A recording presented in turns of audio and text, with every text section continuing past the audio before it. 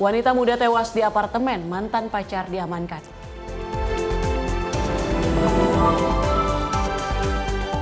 Wapres dorong idepreneurs konsisten dampingi pelaku UMKM.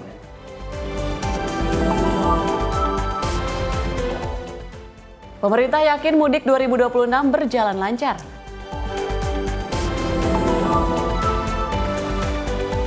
Iran batasi lalu lintas Selat Hormuz saat manuver militer.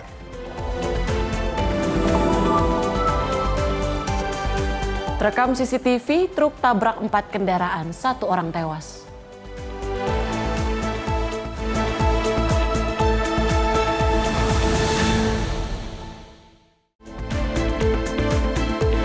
Halo, selamat pagi pemirsa. Menyapa Indonesia Pagi kembali hadir menemani Anda dengan beragam informasi, diantaranya terkait dengan perpolitikan dan juga ekonomi. Termasuk informasi seputar peristiwa dari dalam dan luar negeri. Bersama saya Arif Rifai. Dan saya Tiara Dianti. Dan inilah Menyapa Indonesia Pagi selengkapnya.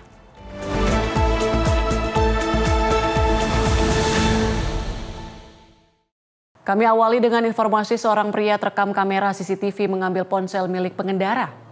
Dan yang terjatuh usai terlibat kecelakaan lalu lintas di Jalan Pelita Medan, Sumatera Utara, Senin 16 Februari 2026 siang.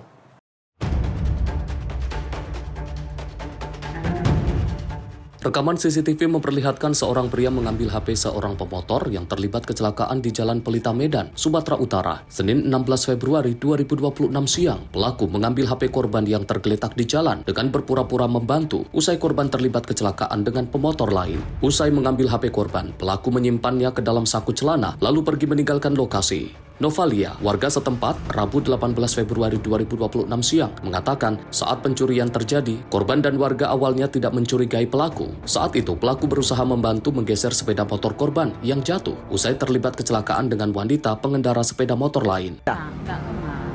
Kalau kayak lihat modusnya apa dia? Nggak tahu lah ya, entah memang dasarnya. Tapi awalnya dia memang mau nolongnya, keretanya mungkin ya itulah ada kesempatan orang pun. Entah memang karena dia nolong atau nggak tahu juga. Yang diambil cuma HP aja? HP, karena itu yang paling cepat dapat ya kan. Meski telah dirugikan, namun pengendara sepeda motor yang kehilangan ponselnya tidak berniat melaporkan kejadian tersebut ke polisi. Korban ikhlas ponselnya diambil orang, namun tetap berharap pelaku mengembalikan ponselnya. Dari Medan, Sumatera Utara, jurnalis Sinpo TV melaporkan. Pemirsa, aksi pencurian menyasar seorang nenek penjual nasi uduk di Jalan Bulak Tinggi Raya, Jatiwarna, Pondok Melati, Kota Bekasi. Pelaku berhasil menggondol uang hasil dagangan korban dengan modus menyamar sebagai pembeli. Peristiwa pencurian terjadi di Jalan Bulak Tinggi Raya, Jatiwarna, Pondok Melati, Kota Bekasi pada Selasa 17 Februari 2026 pagi. Seorang nenek penjual nasi uduk kehilangan uang hasil penjualan sebesar 4 juta rupiah. Menurut keterangan warga, kuat dugaan uang nenek ini dicuri oleh seorang yang menyamar menjadi pembeli. Saat itu pelaku yang menyamar menjadi pembeli memanfaatkan kelengahan korban dan dengan cepat mengambil kotak uang yang disimpan di dalam kaleng di lokasi jualan. Aksi pelaku ini terekam kamera CCTV di sekitar lokasi. CCTV merekam jelas wajah pelaku saat berada di tempat kejadian. Peristiwa ini menjadi pengingat bagi para pedagang, terutama yang berjualan seorang diri, agar lebih waspada dalam menyimpan uang hasil usaha. Bagus Maulana, tim redaksi Sinpo TV melaporkan. Sebuah rekaman CCTV yang memperlihatkan aksi pencurian sepeda motor yang menarik perhatian di media sosial. Terduga pelaku diduga merupakan sepasang kekasih yang berbagi tugas saat menggasak sepeda motor di kawasan Cengkareng, Jakarta Barat.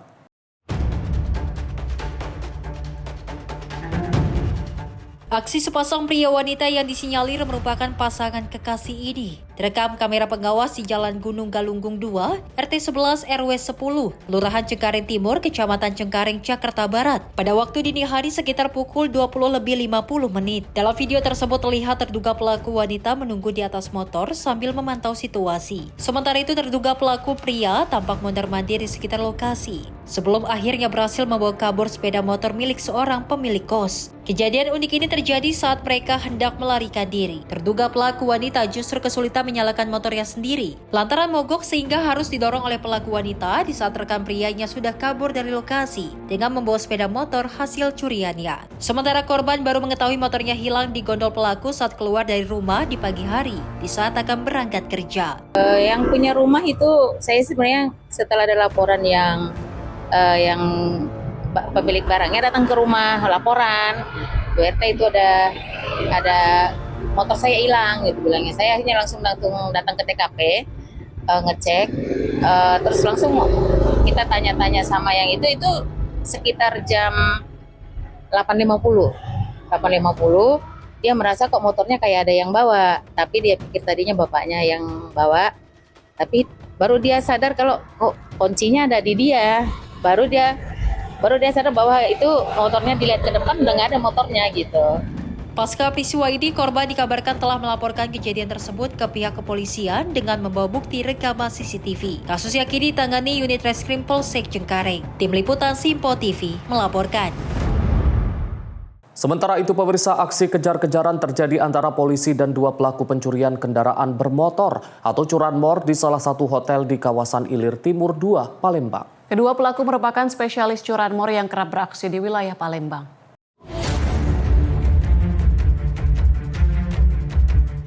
Kedua tersangka pencurian sepeda motor ditangkap aparat kepolisian Satreskrim Polrestabes Palembang di salah satu hotel di kawasan Ilir Timur 2. Kedua tersangka masing-masing berinisial MR 22 tahun, warga Jalan Bendungan Kelurahan 20 Ilir, Kecamatan Kemuning, dan AR 18 tahun, warga Jalan Mangkubumi, Kelurahan 3 Ilir, Kecamatan Ilir Timur 2, Palembang. Petugas menangkap keduanya setelah melakukan pengejaran dan pencarian di lorong pipa saluran hotel. Kasat Reskrim Polrestabes Palembang AKBP Musa Jedi mengatakan, saat ini keduanya telah diamankan di Polrestabes Palembang. Ia memastikan jika kedua pelaku merupakan residivis dalam kasus yang sama. Baik, untuk kedua pelaku ya, tugas sudah kita amankan ya, walaupun ada pengejaran terhadap kedua pelaku, inisial MR dan AR, ya, kemudian coba sembunyi dari lorong di sebuah penginapan, ya, tempatnya di Jalan Veteran.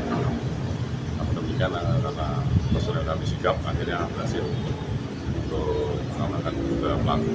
Dari hasil pengembangan, petugas mengamankan 3 unit sepeda motor yang diduga hasil kejahatan, yakni 1 unit Honda Beat putih merah, 1 unit Beat putih biru tanpa bodi, dan 1 unit Beat hitam. Selain itu, 1 kaos hitam, 1 jaket parasut hitam, serta 2 celana jeans biru yang digunakan pelaku saat beraksi juga disita petugas. Dari Palembang, Sumatera Selatan, jurnalis Simpo TV melaporkan.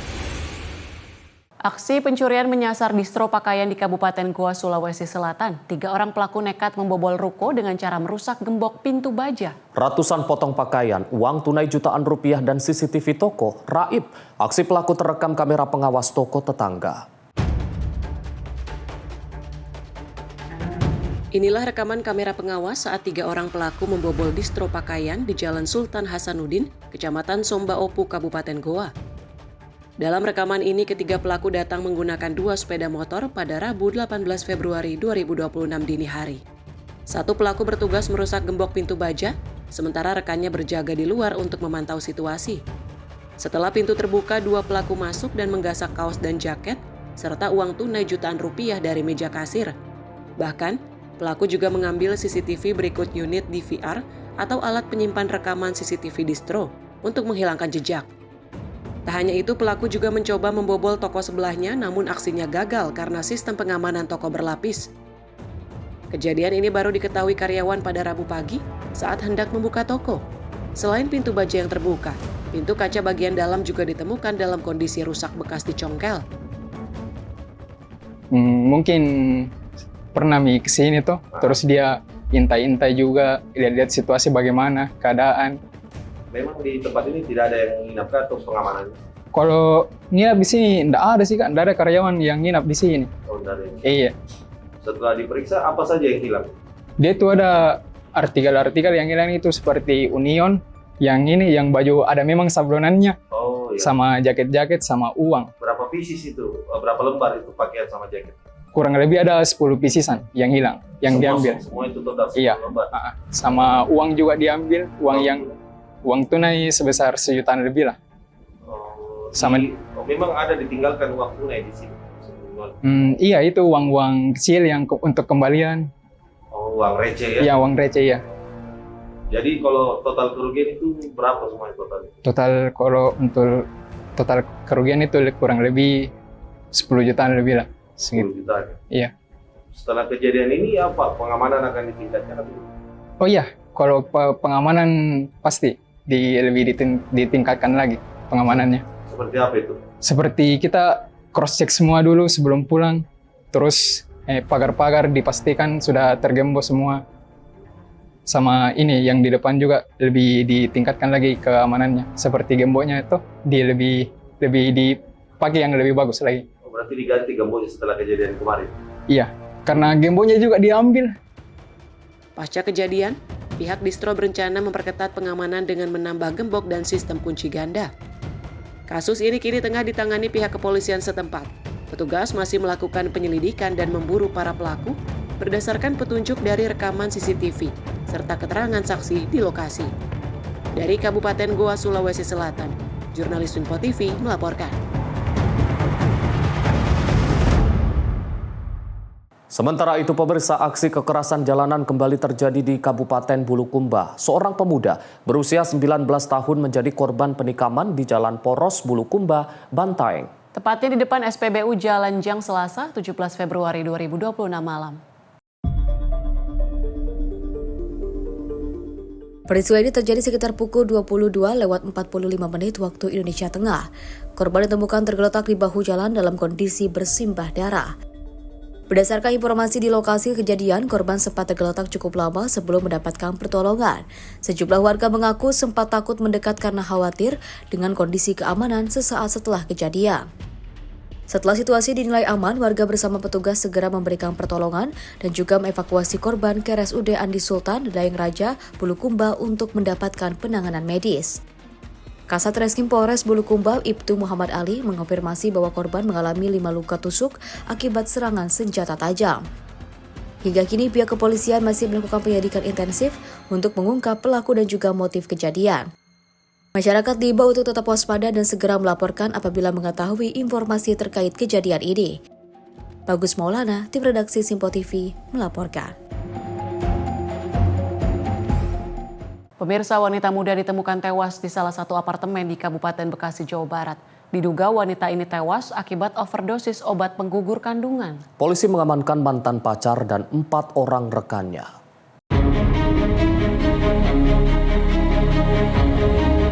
PAF gadis 21 tahun warga Kampung Rawa Bangkong, Cikarang Timur, Kabupaten Bekasi ditemukan tak bernyawa di salah satu apartemen di kawasan Jalan Inspeksi Kalimalang. Jasad korban kemudian dibawa ke Rumah Sakit Polri Kramat Jati, Jakarta Timur untuk keperluan otopsi. Sebelum ditemukan tewas, korban berpamitan kepada orang tuanya untuk menginap di rumah teman pada Rabu malam 11 Februari 2025. Namun pihak keluarga justru menerima kabar duka dari pihak kepolisian. Hasil penyidikan sementara, polisi mengamankan 5 orang. Mereka terdiri dari mantan pacar korban dan beberapa teman yang diduga memfasilitasi penyediaan obat untuk pengguguran kandungan. Korban diduga meninggal dunia akibat overdosis.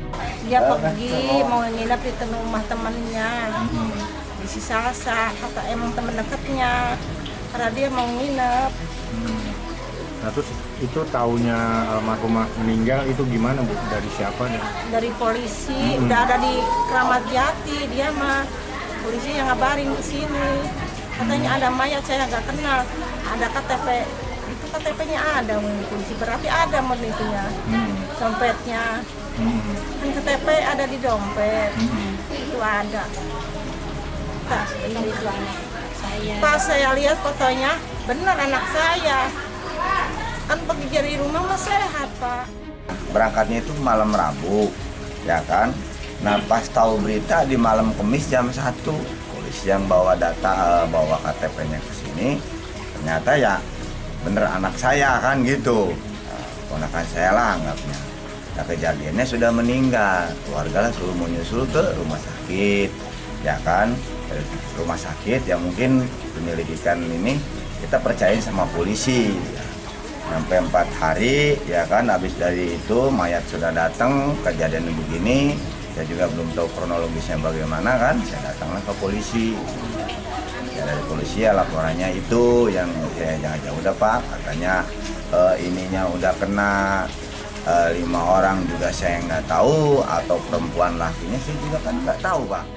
Kami dari Polsek Cikarang Utara saat ini memang sedang menangani perkara adanya seorang perempuan yang ditemukan meninggal dunia di salah satu apartemen di wilayah Kalimalang, Cikarang Utara.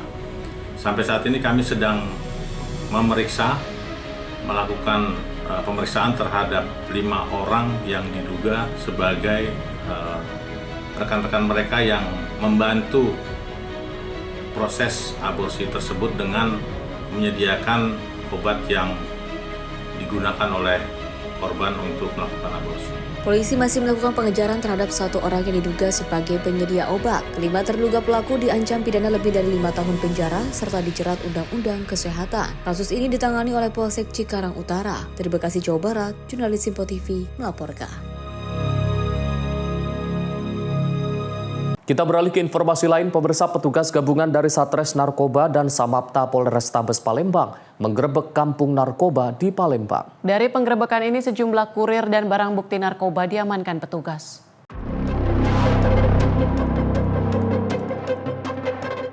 Tugas gabungan Satres Narkoba dan Samapta Polrestabes Palembang dan Direktorat Reserse Narkoba Polda Sumatera Selatan menggerebek kampung narkoba Bom Baru Palembang di Jalan Selamat Riyadi, Lorong Manggar 2, Kecamatan Ilir Timur 2, Palembang. Penggerebekan ini dipimpin langsung Kasubdit Reserse Narkoba Polda Sumsel, AKBP Christopher Panjaitan. Petugas menelusuri satu persatu rumah yang sudah dijadikan target polisi yang disinyalir diduga sebagai kurir dan bandar narkoba di wilayah itu. Dari kegiatan ini petugas mengamankan 6 orang pria yang kedapatan memiliki atau menyimpan barang bukti narkoba beserta alat isap sabu. Penggerebekan kampung narkoba yang mana merupakan salah satu program prioritas dari Pak Kapolri dan juga dari Komander Wis dari Pak Kapolda Sumsel untuk pemberantasan narkoba yang mana negara hadir di tengah-tengah masyarakat untuk pemberantasan narkoba. Dan rekan-rekan lihat sekalian, ini dipenuhi dengan masyarakat dan ini merupakan salah satu kampung narkoba yang sangat marak peredaran narkoba baik pemakai ataupun sebagai pengedarnya. Bukti ada beberapa barang bukti yaitu ada berupa bong, clip paper, ada skopnya, ada timbangan dan juga ada ganja serta ada juga nih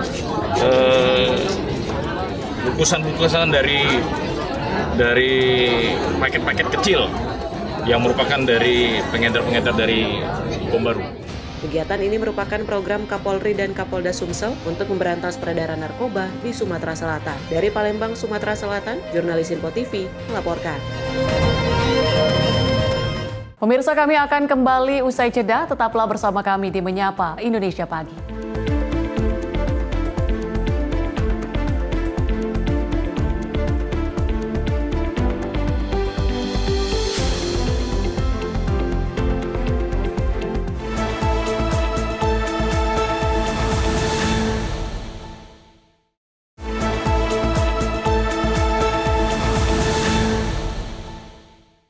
Pemirsa, Anda kembali menyaksikan Menyapa Indonesia Pagi.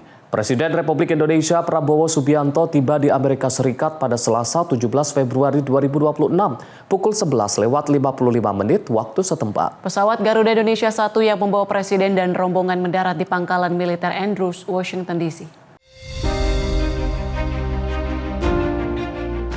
Sebagai bagian dari langkah aktif diplomasi langsung Presiden Prabowo untuk meningkatkan rantai ekonomi serta produktivitas industri dalam negeri, Presiden Prabowo Subianto melakukan lawatan ke Amerika Serikat untuk menemui Presiden Donald Trump. Ketika pesawat Garuda Indonesia 1 mendarat di pangkalan militer Andrews, Washington DC pada Selasa 17 Februari 2026, Presiden Prabowo disambut oleh Duta Besar Indonesia untuk Amerika Serikat Dwi Suryo Indroyono Susilo, Atase Pertahanan RI Washington, Marsma TNI Ewisoko Aribowo, dan Maintenance Group Commander Kolonel Gary Charland. Kunjungan Presiden Prabowo kali ini yang didampingi oleh Menteri Energi dan Sumber Daya Mineral Bahlil Lahadalia serta Sekretaris Kabinet Teddy Indrawijaya dalam rangka melakukan pertemuan bilateral yang difokuskan untuk membahas penguatan hubungan Indonesia dan Amerika Serikat serta kerjasama strategis di berbagai bidang ekonomi dengan adanya berbagai perundingan serta perjanjian dagang. Tim redaksi Simpo TV melaporkan. Masih dari Presiden Prabowo Subianto menegaskan Indonesia membutuhkan mitra dari Amerika Serikat untuk mendorong modernisasi dan industrialisasi. Presiden Prabowo mengajak pengusaha Amerika Serikat berinvestasi dan bermitra dalam proyek hilirisasi nasional. Presiden Prabowo Subianto akan menandatangani perjanjian perdagangan antara Indonesia dan Amerika Serikat saat kunjungannya ke Washington DC pada Kamis 19 Februari 2026. Dalam forum bisnis dengan US Chamber of Commerce sehari sebelumnya, ia menegaskan komitmen Indonesia mempererat kerjasama dengan Amerika Serikat dan memberikan kepastian bagi pelaku usaha kedua negara. Presiden Prabowo Subianto mengajak pengusaha Amerika Serikat bermitra dengan Indonesia, terutama dalam upaya modernisasi dan industrialisasi.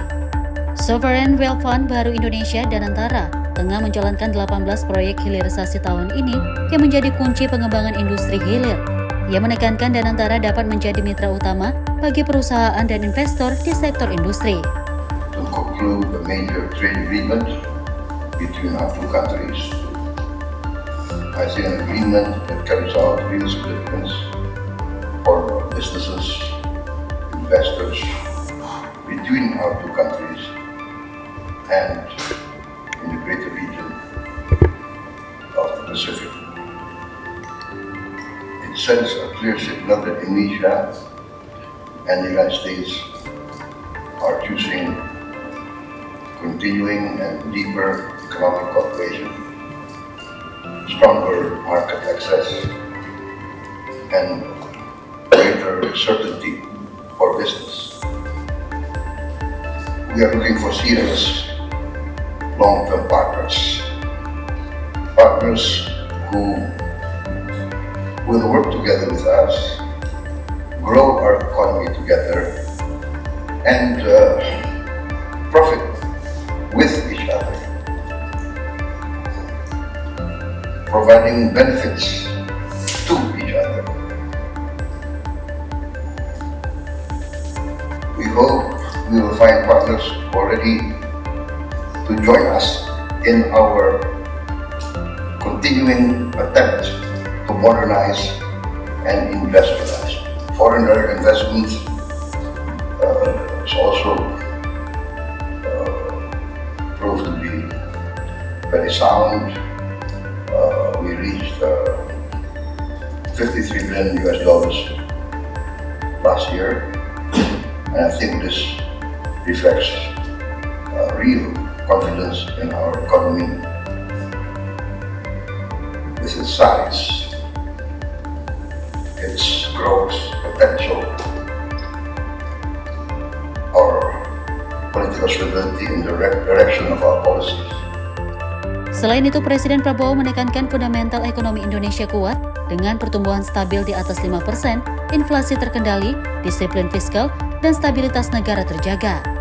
Meski masih ada tantangan seperti korupsi dan aktivitas ekonomi ilegal, pemerintah aktif mengatasinya.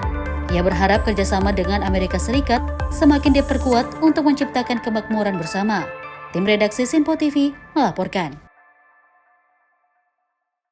Sementara itu, pemirsa, Presiden Prabowo Subianto mengumumkan pertemuan perdana Board of Peace untuk membahas upaya perdamaian di Gaza. Pertemuan ini melibatkan sejumlah pemimpin dunia yang aktif mendorong stabilitas wilayah konflik.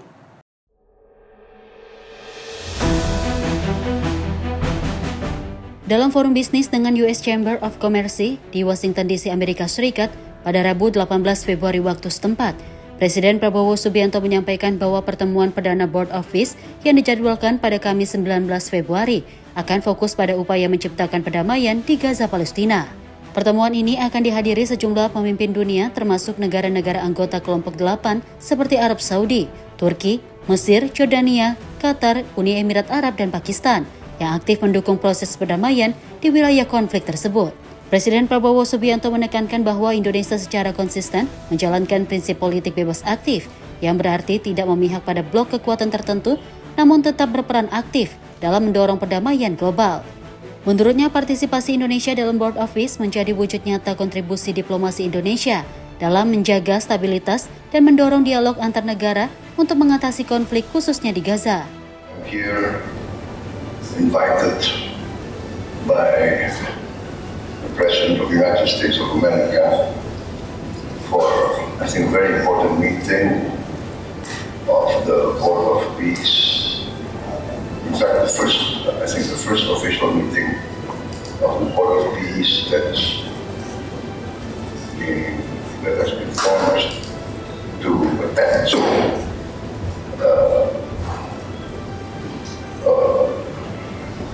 an implementation and the continuation of the ceasefire in Gaza, and we are attempting to continue to forge a path towards a real and lasting solution of the Palestinian issue.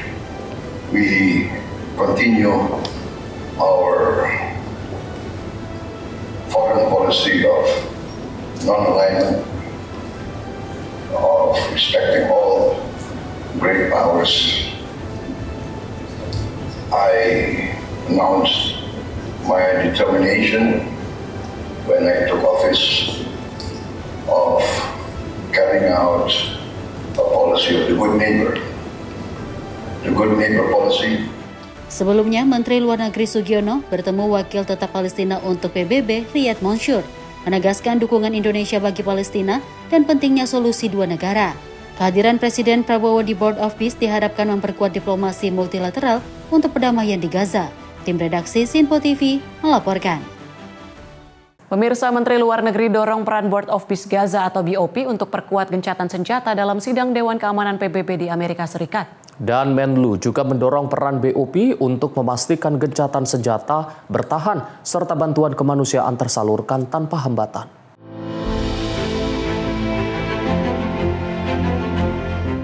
Juru bicara Menteri Luar Negeri Falnabil Ahmad menjelaskan dalam sesi open briefing Dewan Keamanan PBB pada 18 Februari lalu, Menlu menyoroti situasi Gaza yang dinilai belum stabil meskipun gencatan senjata sudah berlangsung.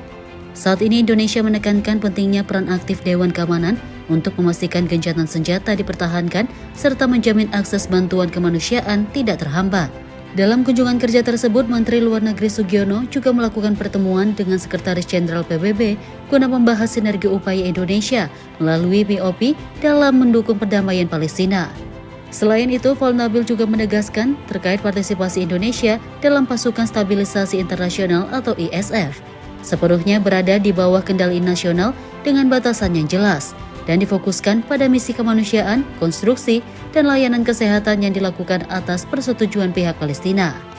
Pada pertemuan tersebut, Bapak Menteri Luar Negeri menyampaikan statement yang intinya menyoroti tentang kondisi di Gaza yang pada saat ini meskipun gencatan senjata telah berlangsung, namun situasi di lapangan masih belum sepenuhnya bebas dari aksi-aksi kekerasan, sehingga ditekankan peran penting Dewan Keamanan PBB untuk bisa lebih memastikan bahwa ceasefire itu bisa dipertahankan dan juga memberikan akses bagi bantuan kemanusiaan tanpa adanya hambatan.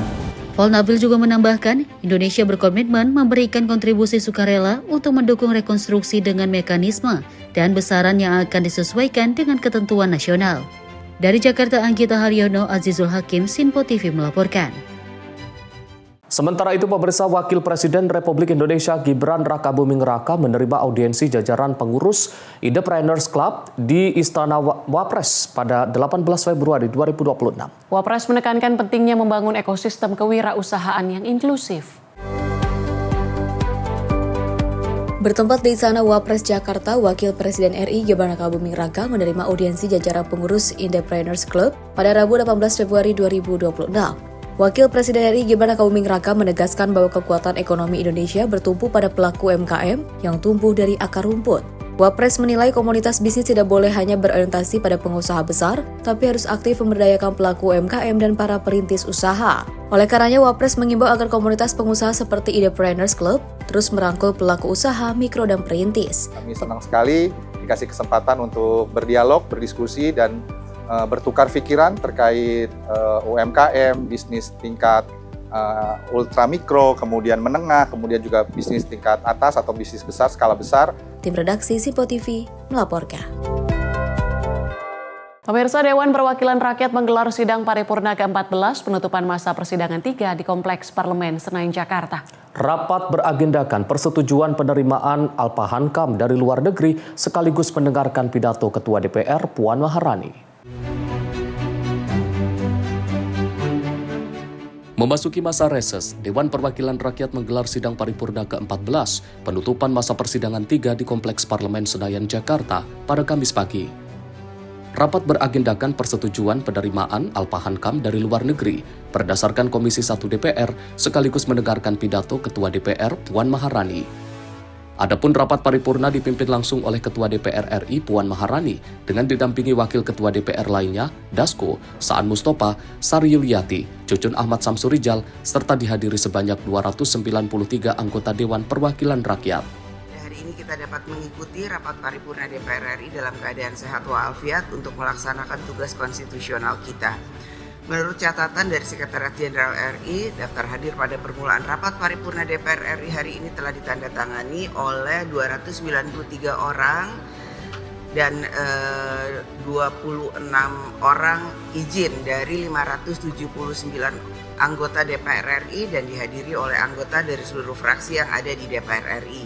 Dengan demikian, quorum telah tercapai dan dengan mengucap Bismillahirrahmanirrahim, perkenankanlah kami selaku pimpinan Dewan membuka rapat paripurna DPR RI yang ke-14, masa persidangan 3 tahun sidang 2025-2026 hari Kamis tanggal 19 Februari 2026 dan kami nyatakan dibuka dan terbuka untuk umum.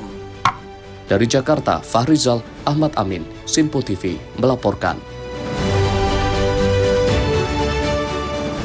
Pimpinan DPR secara resmi menetapkan politikus Nasdem Ahmad Sahroni sebagai Wakil Ketua Komisi 3 DPR. Penetapan Sahroni ini menggantikan posisi Rusdi Mase Mapasesu usai bergabung ke dalam Partai Solidaritas Indonesia.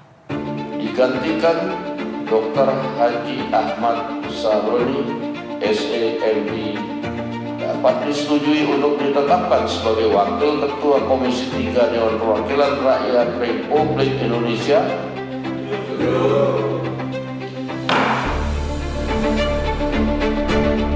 Politikus Partai Nasdem Ahmad Sahroni kembali ditetapkan sebagai Wakil Ketua Komisi 3 DPR setelah dinonaktifkan oleh Mahkamah Kehormatan Dewan DPR pada November 2025 lalu. Pergantian pimpinan Komisi 3 DPR tersebut ditetapkan dalam rapat pleno yang dipimpin langsung oleh Wakil Ketua DPR Dasko di Kompleks Parlemen Senayan, Jakarta pada Kamis pagi. Dasko mengatakan pihaknya telah menerima surat dari fraksi Nasdem terkait dengan pergantian Rusdi Mase Mapasesu. Dirinya menyebut Nasdem resmi mengutus Ahmad Sahroni untuk kembali menjadi pimpinan Komisi 3 DPR.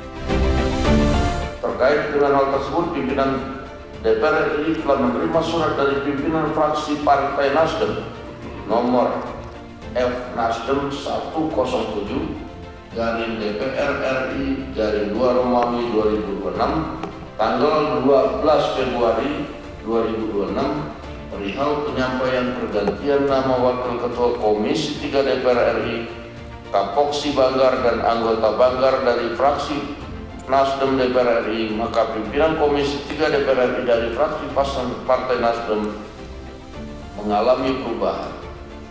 Yang semula Saudara Rusdi Mase Mapasesu A24 digantikan Dr. Haji Ahmad Sahroni, SEMI, Kop A381.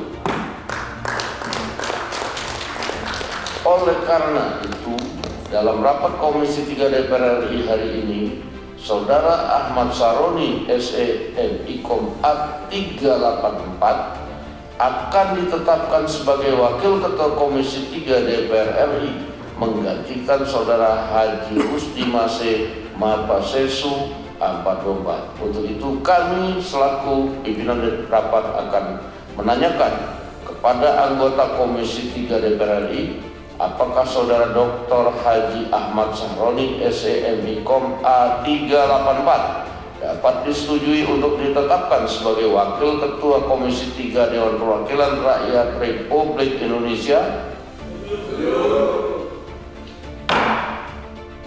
Dalam kesempatan yang sama, Ahmad Saroni menyampaikan rasa terima kasihnya kepada pimpinan MKD yang telah menyidangkan dirinya dalam menyikapi kasus demonstrasi Agustus 2025.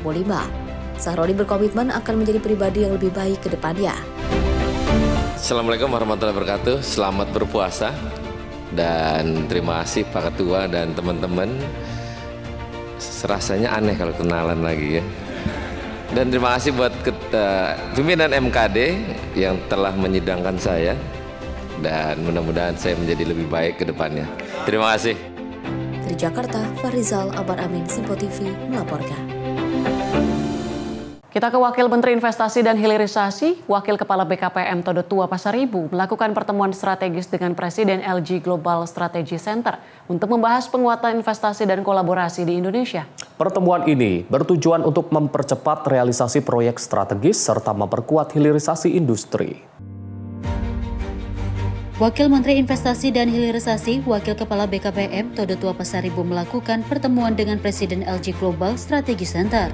Dari diskusi ini, pemerintah menyambut baik investasi Korea yang lebih kuat di sektor-sektor prioritas, khususnya industri hijau, kendaraan listrik, transformasi digital, dan ketahanan kesehatan. Menurut Wamen Todo Tua, investasi seperti dari LG Group akan membantu mempercepat pertumbuhan industri, menciptakan lapangan kerja berkualitas tinggi, memperkuat rantai pasokan lokal, meningkatkan transfer teknologi, serta memposisikan Indonesia sebagai pusat utama dalam ekosistem manufaktur dan kendaraan listrik global. Dengan begitu, pemerintah Indonesia melalui Kementerian Investasi, BKPM berkomitmen penuh memfasilitasi investasi asing guna menciptakan lapangan kerja dan transfer teknologi. Tim redaksi Simpo TV melaporkan. Kita beralih ke informasi lain. Pemirsa, bencana alam yang melanda wilayah Aceh, Sumatera Utara, dan Sumatera Barat menyebabkan kerusakan pada berbagai fasilitas umum termasuk sarana pendidikan. Sejumlah sekolah terdampak cukup parah sehingga kegiatan belajar mengajar sempat terhenti. Menindaklanjuti kondisi tersebut atas arahan Kepala Staf Angkatan Darat Jenderal TNI Maruli Simanjuntak, TNI Angkatan Darat bergerak cepat. Prajurit TNI Angkatan Darat turun langsung ke lokasi-lokasi terdampak untuk mempercepat pemulihan sekolah agar para siswa dapat kembali belajar dengan aman dan nyaman. Dengan semangat gotong royong dan kepedulian terhadap masa depan generasi bangsa, personel TNI Angkatan Darat sigap membersihkan lingkungan sekolah secara menyeluruh. Pekerjaan dimulai dari halaman dan saluran air yang tersumbat lumpur serta material sisa banjir. Selanjutnya, pembersihan juga diprioritaskan di ruang-ruang kelas, penyemprotan dan pembersihan lantai di tiap ruang kelas, penataan kembali meja dan kursi belajar, serta memastikan sarana pendidikan kembali layak digunakan. Tidak hanya ruang kelas, fasilitas penunjang seperti ruang guru, toilet, hingga akses masuk sekolah juga menjadi prioritas pembersihan. Seluruh proses dilakukan secara terstruktur dan terpadu demi menciptakan lingkungan belajar yang bersih, sehat, dan aman bagi para siswa. Dari total 3.046 bangunan sekolah yang terdampak bencana di wilayah Aceh, Sumatera Utara, dan Sumatera Barat, TNI Angkatan Darat terus menunjukkan komitmennya dalam mempercepat pemulihan sarana pendidikan. Hingga saat ini sebanyak 2.990 sekolah telah berhasil dibersihkan dan kembali operasional. Di Aceh, proses pemulihan telah menjangkau 2.863 unit sekolah, di Sumatera Utara sebanyak 27 unit, dan di Sumatera Barat sebanyak 100 unit sekolah. Capaian tersebut menjadi bukti kerja cepat, terstruktur, dan terkoordinasi yang dilakukan secara menyeluruh di lapangan.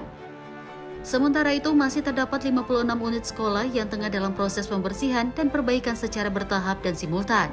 Rinciannya meliputi 43 unit di Aceh, 11 unit di Sumatera Utara, serta 2 unit di Sumatera Barat. Seluruh upaya ini dilaksanakan guna memastikan proses belajar mengajar dapat segera kembali berlangsung dengan aman dan nyaman, sehingga para siswa dapat kembali menata harapan dan masa depan mereka tanpa hambatan. Dengan terus berjalannya proses pemulihan tersebut, harapan untuk kembalinya aktivitas pendidikan secara normal semakin nyata dari hari ke hari. Upaya yang dilakukan secara konsisten dan terpadu ini tidak hanya mempercepat perbaikan fisik bangunan, tetapi juga memulihkan semangat dan optimisme untuk menjadikan sekolah-sekolah tersebut kembali menjadi pusat kegiatan pendidikan. Tawa dan senyum para guru serta siswa terdapat bukti bahwa di tengah keterbatasan pasca bencana, kepedulian dan pengabdian mampu menghadirkan harapan baru. Tim redaksi Simpo TV melaporkan.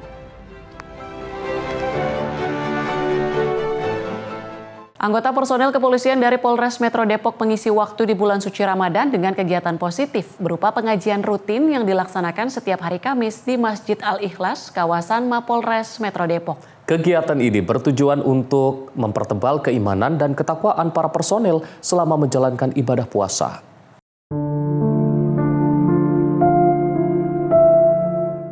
Dengan semangat belajar, para anggota polisi ini berkolaborasi dengan Himpunan Mahasiswa Islam atau HMI. Dalam kegiatan ini, para mahasiswa mendampingi anggota Polri untuk mengingat kembali bacaan huruf hijaiyah serta memperdalam pemahaman ilmu tajwid agar bacaan Al-Quran menjadi lebih sempurna.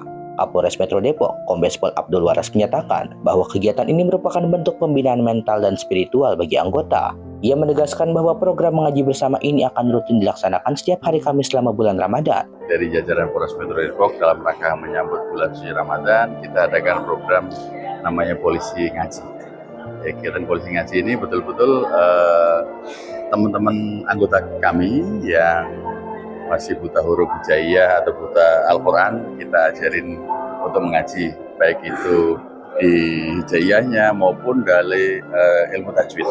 Nah, kebetulan hari ini juga kami dengan adik-adik mahasiswa Cipayung Plus, ada teman-teman adik-adik dari HMI, PMI, dan IMM untuk ikut ngajarin anggota kita yang tadi masih belum bisa mudah-mudahan dengan kegiatan ini ada dua hal yang ingin kami capai. Tentunya satu, meningkatkan ketakwaan melalui kemampuan membaca Al-Quran bagi anggota kami. Kemudian yang kedua, tentu ini untuk mengelaborasi, kemudian membuat kebersamaan dengan adik-adik mahasiswa, jadi tidak ada jarak yang selama ini mungkin dalam kegiatan-kegiatan di lapangan sering ya katakan bergesekan. Nah, ini kita rangkul, kita bareng-bareng sehingga bisa lebih mendekatkan dengan adik-adik mahasiswa. Komunikasi juga bisa berjalan dengan lancar. Sementara itu, anggota polisi peserta pengajian, Bribda Al-Habib, mengaku senang dengan adanya kegiatan tersebut. Ia merasa perlu mengikuti pengajian ini karena di momentum Ramadan ini semua orang ingin mencari pahala. Polres Metro Depok melaksanakan giat polisi mengaji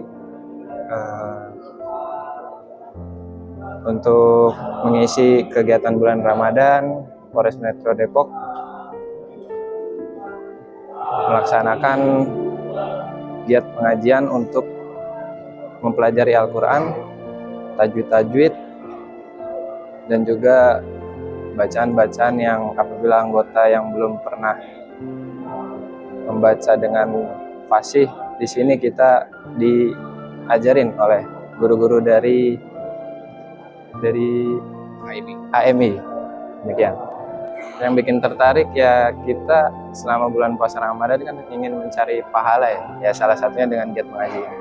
Dengan adanya kegiatan ini, diharapkan para personel tidak hanya sigap dalam menjaga keamanan masyarakat, tetapi juga memiliki landasan religius yang kuat dalam menjalankan tugas sehari-hari. Dari Depok, Jawa Barat, Riswanto Ahmad melaporkan. Pemirsa, pemerintah yakin mudik 2026 berjalan lancar. Informasi selengkapnya usai jeda. Tetaplah bersama kami di Menyapa Indonesia Pagi.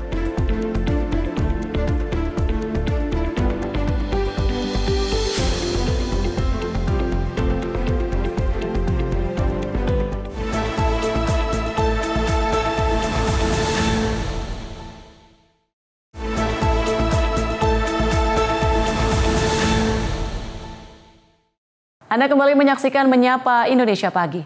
Pemirsa, Menko Bidang Infrastruktur dan Pembangunan Kewilayahan Agus Harimurti Yudhoyono memastikan arus mudik maupun arus balik Idul Fitri 2026 berjalan lancar, aman, dan menyenangkan. Dirinya mengungkapkan bahwa hingga kini pemerintah terus melakukan berbagai upaya persiapan dalam menghadapi musim mudik maupun balik.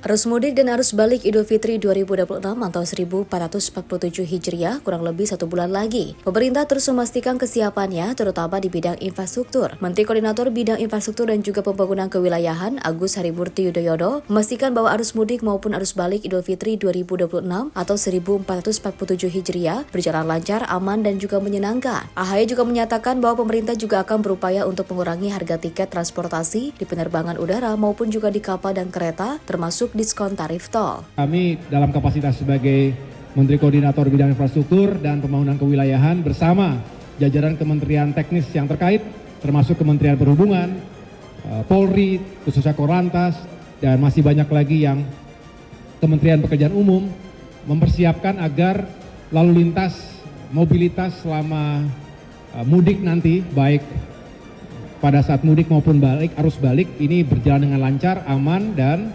menyenangkan, termasuk berupaya untuk mengurangi harga tiket transportasi di udara, penerbangan, maksud saya di penerbangan udara maupun juga di kapal dan kereta, termasuk diskon tarif tol. Tapi selebihnya kita pastikan agar jalan-jalan infrastruktur yang digunakan dalam kondisi yang fit, yang baik. Selain infrastruktur jalan, AHY memastikan koordinasi lintas sektoral antara Kementerian Perhubungan dan Korlantas Polri akan berada di garda terdepan. Langkah ini dilakukan mengingat prediksi pergerakan masyarakat yang sangat masif, diprediksi mencapai 143 juta perjalanan pada musim mudik dan balik tahun 2026. Dari Jakarta, Dio Balau, Simpo TV, melaporkan.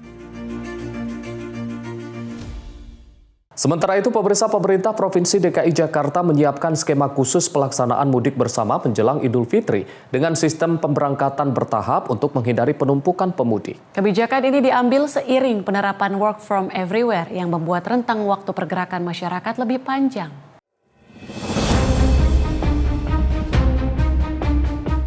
Pemprov DKI Jakarta menyatakan program mudik bersama tahun ini akan diatur dalam beberapa gelombang pemberangkatan. Langkah tersebut dilakukan untuk mencegah penumpukan kendaraan dan penumpang di terminal maupun titik keberangkatan. Pemerintah provinsi berkoordinasi dengan Kementerian Perhubungan, Kepolisian, serta pihak terkait untuk menentukan jadwal dan skema pemberangkatan yang tersebar. Dengan adanya kebijakan work from anywhere, pemudik memiliki fleksibilitas waktu sehingga arus keluar Jakarta diharapkan tidak terpusat pada 1 atau 2 hari saja. Pemprov DKI menargetkan program mudik bersama dapat berjalan lancar, aman dan tertib, serta mengurangi beban lalu lintas saat puncak arus mudik. Kami atur supaya mudik bersamanya tidak bersamaan sehingga terjadi kemacetan yang luar biasa seperti pada waktu itu. Tanggalnya diatur dan mulai dengan tanggal belasan, apakah tanggal 11, 12, 13, 14, 15 dan seterusnya. Karena mulai work from everywhere-nya kan tanggal 13. Sehingga dengan demikian inilah yang kita gunakan untuk mengatur mudik bersama di Jakarta. Pemprov DKI berharap dengan pengaturan bertahap ini, arus mudik tahun ini dapat lebih terkendali dan masyarakat merasakan perjalanan yang lebih nyaman. Dari Jakarta, Tim Liputan Simpo TV melaporkan. Kita ke Menteri LH memimpin aksi bersih dalam rangka Hari Peduli Sampah Nasional 2026 dan Gerakan Indonesia Asri di Pelabuhan Perikanan Nizam Zahman. Kementerian Lingkungan Hidup menegaskan bahwa pengelolaan sampah harus dilakukan secara menyeluruh. Menteri Lingkungan Hidup atau Kepala Badan Pengendalian Lingkungan Hidup Hanif Faisal Nurrafiq menegaskan Jakarta Utara wajib menjadi percontohan pengelolaan sampah nasional setelah timbulan sampah di wilayah pesisir itu menembus lebih dari 1.300 ton per hari. Menurut Hanif, persoalan sampah di kawasan pesisir perkotaan tidak bisa diselesaikan secara parsial. Pengurangan sampah harus dimulai dari rumah tangga, diperkuat dengan peran masyarakat, dukungan pemerintah daerah, serta pemanfaatan teknologi pengolahan yang ramah lingkungan. Dalam kunjungan tersebut, Hanif juga meninjau bank sampah unit Women Federation di Jalan Marliana dan tempat pengolahan sampah reduce, reuse, dan recycle MOA di Pejagalan, Penjaringan. Kedua fasilitas itu dinilai menjadi contoh pengolahan sampah berbasis masyarakat, mulai dari pemilihan hingga pengolahan.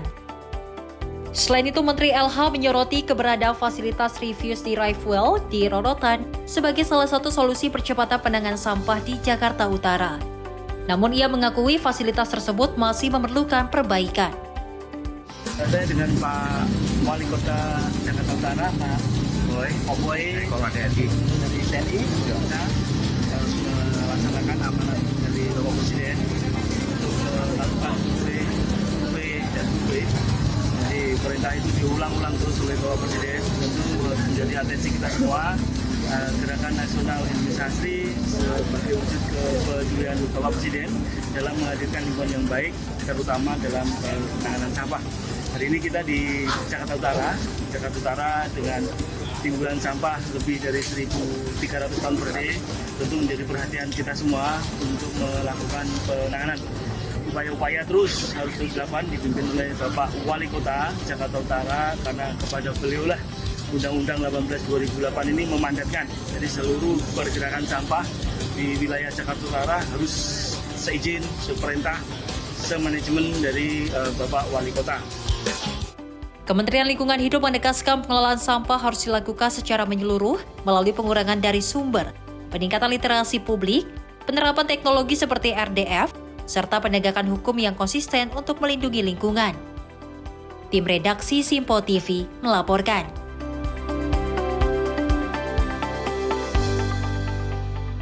Pemirsa, Menteri Komunikasi dan Digital Mutia Hafid menyatakan bahwa ruang redaksi dan proses jurnalistik yang berpegang pada kode etik menjadi pembeda utama antara media arus utama dan platform digital. Pemerintah menerbitkan kebijakan Publisher Rights melalui Peraturan Presiden Nomor 32 Tahun 2024 tentang tanggung jawab perusahaan platform digital untuk mendukung jurnalisme berkualitas.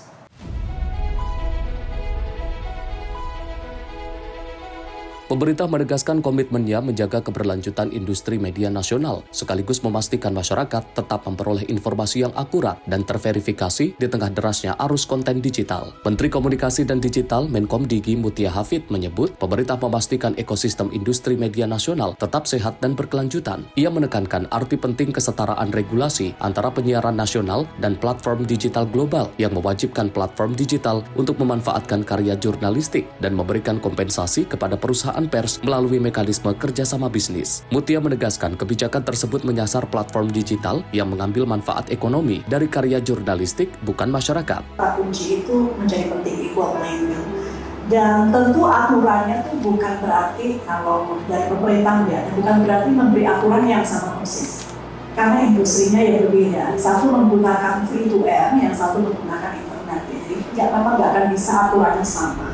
Tapi paling tidak yang terlalu bebas harus juga diatur. Sekarang semua orang bisa menceritakan ceritanya sendiri melalui sosial media, dan sekarang konten amat sangat beragam sampai akhirnya kita sendiri yang harus memilah. Jadi kalau dulu yang memilih adalah televisi melalui ruang redaksi. Orang-orang yang bijak, yang melihat, berpegang teguh pada kode-kode etik jurnalistik, memilihkan apa yang perlu, layak, dan baik ditonton oleh masyarakat. Sekarang masyarakat yang harus memilih dengan banyaknya informasi. Dan tanggung jawab ruang redaksi bahkan menjadi sebagian ini ditanggung oleh masyarakat, ditanggung oleh orang tua untuk memilihkan apa yang ditonton oleh anaknya, ditanggung oleh orang itu sendiri kewajiban untuk mensensor apa yang baik bagi dirinya, sehat untuk dirinya, karena kesehatan mental juga penting. Jadi itu yang menurut saya yang paling penting. Di luar itu, melalui Publisher Right, pemerintah melindungi hak ekonomi media nasional dan menjaga keberlanjutan ruang redaksi, sehingga masyarakat tetap mendapat informasi yang akurat, terverifikasi, dan bertanggung jawab. Tim redaksi Simpo TV melaporkan. Kementerian Kelautan dan Perikanan memastikan harga ikan tak melonjak naik selama bulan Ramadan hingga menjelang Lebaran 2026. Direktur Jenderal Perikanan Budidaya KKP TB Hairu Rahayu mengatakan peningkatan harga ikan cenderung minim sehingga masih bisa disebut stabil.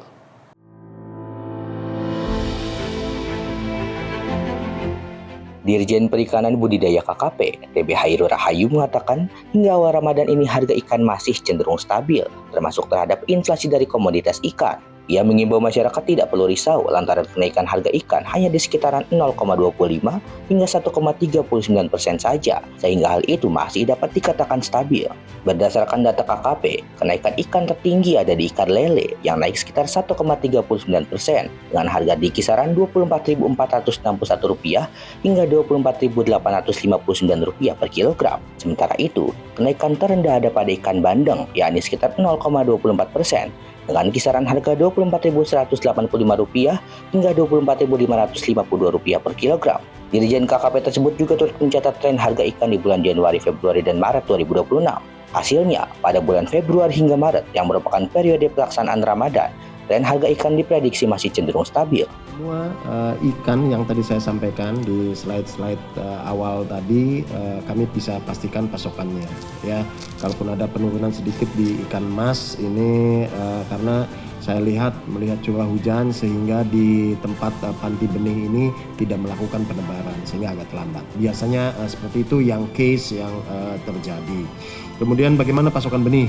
Pasokan benih kami cukup optimis. Kenapa? Kami punya UPT kami ada 15 mulai dari Aceh sampai ke Ambon. Kemudian kami juga punya unit pembenih rakyat ya atau panti-panti pembenihan. Dan kami selalu bersama Bu Is ini datang untuk menyamakan SOP-nya sehingga semua pasok benih termasuk calon induk yang kita distribusikan kepada masyarakat ini kualitasnya bisa terjamin. Sehingga apa yang akan terjadi? Biasanya kegagalan panen ini bisa kita eliminasi. Sebelumnya, kenaikan harga pangan terjadi pada beberapa komoditas seperti cabai rawit merah yang tembus hingga Rp100.000 per kilogram. Badan Pangan Nasional mengatakan penyebab dari kenaikan harga cabai tersebut dikarenakan curah hujan tinggi, sehingga membuat petani tidak dapat memanen hasil tanamannya. Dari Jakarta, Sri Dewi Andayani, Mutia Anggiani, Sinpo TV, melaporkan. Kementerian Kelautan dan Perikanan akan menarik produk perikanan dari lapangan jika terindikasi menggunakan formalin. Tindakan tegas tersebut dilakukan usai adanya kasus penggunaan formalin terhadap produk perikanan di salah satu pasar di Jawa Tengah. Kepala Badan Pengendalian dan Pengawasan Mutu Hasil Kelautan dan Perikanan KKP, Is Hartedi mengatakan, pihaknya telah menemukan indikasi penggunaan formalin pada produk perikanan di salah satu pasar di Jawa Tengah. Adanya kejadian tersebut membuat KKP langsung menindak tegas sang penjual dengan menarik produk perikanan dari gerai tersebut dan tidak boleh lagi diperdagangkan. Sementara itu, untuk saat ini, berdasarkan hasil pengecekan KKP menjelang bulan Ramadan, KKP tidak lagi menemukan produk perikanan yang mengandung formalin. Hal itu dikarenakan pihaknya secara rutin melakukan sosialisasi kepada para pedagang dan pemasok agar tidak lagi menggunakan bahan berbahaya tersebut. Selama kemarin yang sudah kita lakukan, memang tidak ada ya produk-produk yang ditemukan mengandung formalin. Sudah sering kami di KKP ini melakukan sosialisasi kepada para pedagang, ya para supplier dan sebagainya untuk tidak boleh lagi menggunakan hal itu ya. Memang apabila ini ditemukan pernah terjadi di satu tempat ya di Jawa Tengah, kami koordinasi dengan Pemda sebagai penanggung jawab dari pasar tradisional. Produk itu ditarik dan tidak boleh lagi diperdagangkan. Bahkan salah satu pasar di Jawa Tengah pun sekarang dia menutup ya untuk penjualan gerai, waktu itu ikan teri nasi di salah satu. Jadi tindakan tegasnya seperti itu. Dari Jakarta, Sri Dewi Andayani, Mutia Anggiani, Sinpo TV melaporkan. Kita ke Pemprov DKI Jakarta yang melakukan intervensi untuk menekan kenaikan harga cabai keriting yang terjadi dalam beberapa pekan terakhir. Kenaikan harga dipicu oleh berkurangnya pasokan dari sejumlah daerah penghasil akibat curah hujan tinggi.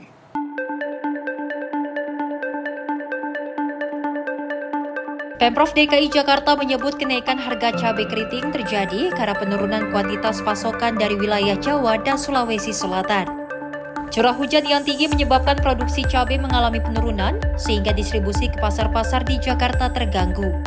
Namun pemerintah optimis harga akan kembali normal dalam 1 hingga 2 minggu ke depan seiring mulai menurunnya intensitas hujan di daerah sentra produksi. Pemprov DKI melakukan intervensi pasar dengan membeli cabai langsung dari pemasok untuk kemudian dijual kepada pengecer atau pedagang. Pemerintah memberikan margin keuntungan sebesar Rp5.000 kepada pedagang agar harga tetap terkontrol di tingkat konsumen. Langkah ini diharapkan mampu menjaga stabilitas harga pangan sekaligus mengendalikan laju inflasi di ibu kota. Pemerintah DKI Jakarta tentunya melihat semua kebutuhan pokok utama itu secara detail. Sekarang ini memang terjadi kenaikan cabai keriting. Harga cabai keriting itu naik karena kenapa? Suplai yang dari Jawa maupun dari Sulawesi Selatan itu kuantitasnya mengalami penurunan karena hujan. Jadi curah hujan ini menyebabkan penurunan, tetapi dengan sekarang ini curah hujan mulai turun, saya yakin dalam 1 minggu, 2 minggu ke depan pasti harga cabai di Jakarta bisa normal kembali. Kenapa bisa normal kembali? Karena kami akan melakukan intervensi.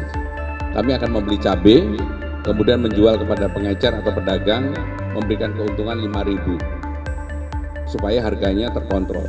Karena saya yakin dengan cara seperti ini inflasi di Jakarta pasti akan bisa kita kontrol, dan ini sudah kita lakukan untuk itu. Pemprov DKI menegaskan akan terus memantau pergerakan harga bahan pokok di pasar, serta melakukan langkah cepat jika terjadi gejolak demi menjaga daya beli masyarakat. Dari Jakarta, Tim Liputan Simpo TV melaporkan. Pemerintah Provinsi DKI Jakarta menegaskan komitmennya dalam menjadikan sektor pendidikan sebagai program prioritas melalui keberlanjutan KJP dan KJMU serta rencana peluncuran LPDP Jakarta. Sebanyak 20 siswa dari berbagai perguruan tinggi hadir dalam agenda bersama Pemprov DKI Jakarta mewakili mahasiswa penerima manfaat program pendidikan.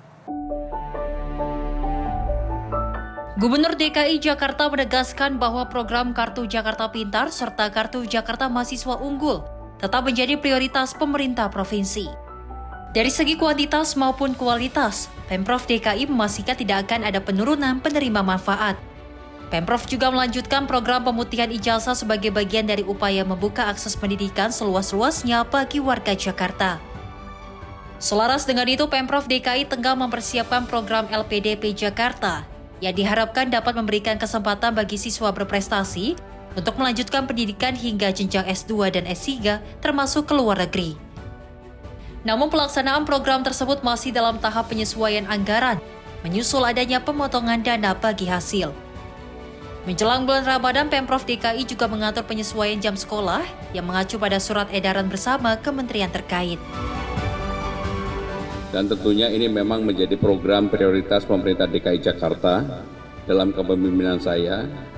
Sehingga dengan demikian untuk KJMU maupun KJP dari segi kuantitas, kualitas dan sebagainya saya berulang kali menyampaikan nggak boleh ada penurunan.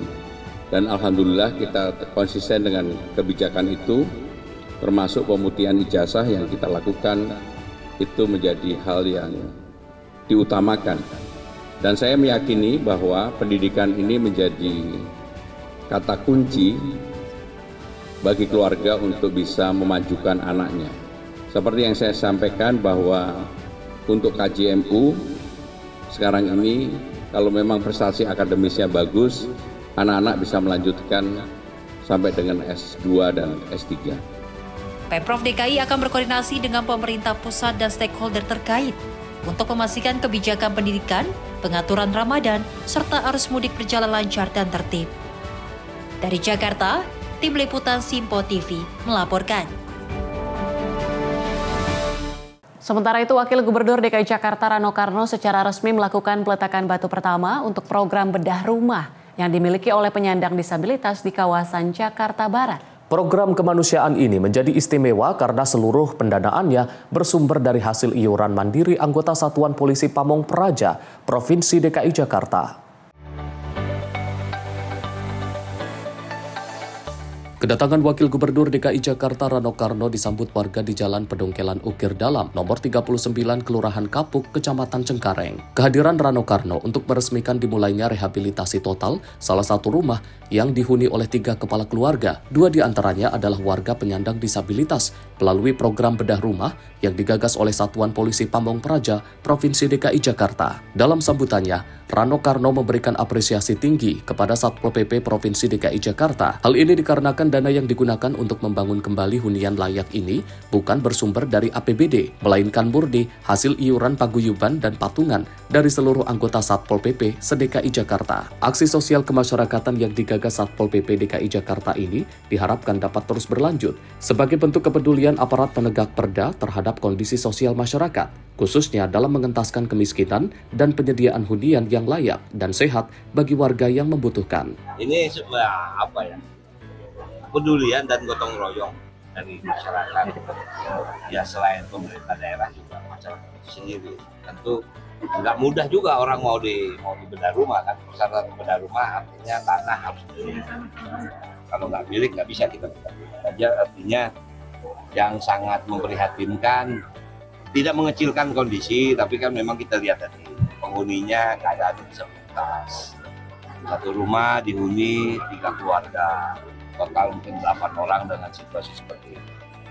Ini kenyataan Jakarta banyak yang seperti ini. Nah, itulah makanya. Tapi saya berharap makanya dinas perumahan kita bawa mudah-mudahan nanti masyarakat juga mulai aware, saya juga mau tinggal di rumah susun. Karena rumah susun itu selain kita banyak membebaskan, bukan hanya kemiskinan, tapi kesejahteraan bisa ditingkatkan. Salah satu penerima bantuan, Mas Ad, merasa bersyukur atas bantuan yang diberikan oleh Satpol PP Provinsi DKI Jakarta. Tidak hanya bantuan renovasi, Mas Ad dan 2 warga lainnya juga mendapatkan bantuan berupa sembako. Mas Ad berharap adanya program lapangan pekerjaan bagi warga penyandang disabilitas diadakan oleh pemerintah daerah guna meningkatkan kualitas hidup yang layak. Sangat bersyukur lah, menurut saya bagus, programnya juga bagus, membantu yang susah, apalagi saya disabilitas kan, kerja juga ya sedikit banyak adalah, cuman kan nggak bisa tutupin karena masih punya anak ya, untuk bantu-bantu ya modal ini nih, nggak tahu ini dari mana,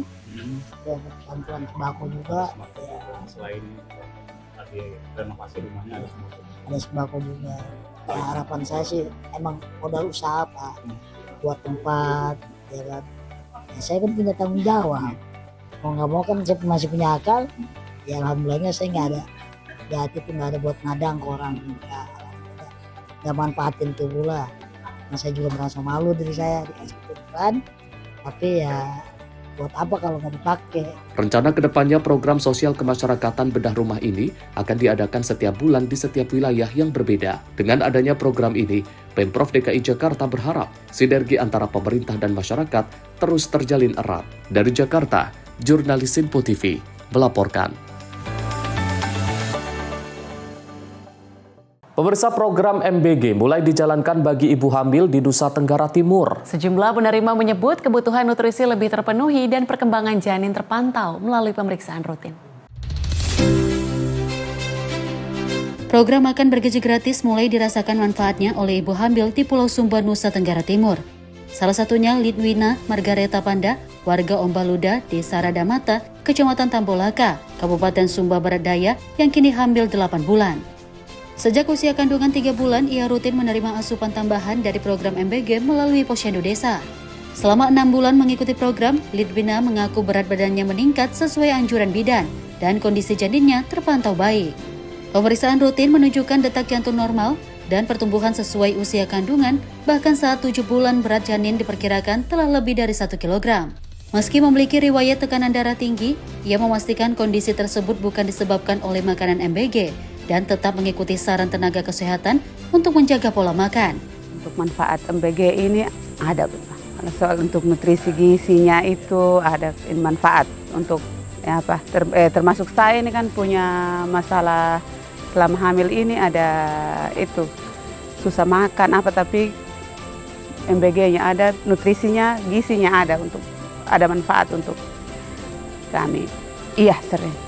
Perkembangan janinnya bagus, detak jantung, pertumbuhannya. Sepanjang ini tidak ada, semuanya bagus. Tidak. Untuk variasi makanannya itu.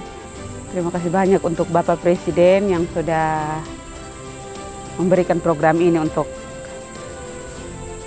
kami masyarakat. Harapannya kalau bisa diteruskan karena ini sangat bermanfaat. Setiap pagi ibu hamil mengambil makanan di Posyandu dengan menu yang dinilai variatif dan mudah diakses.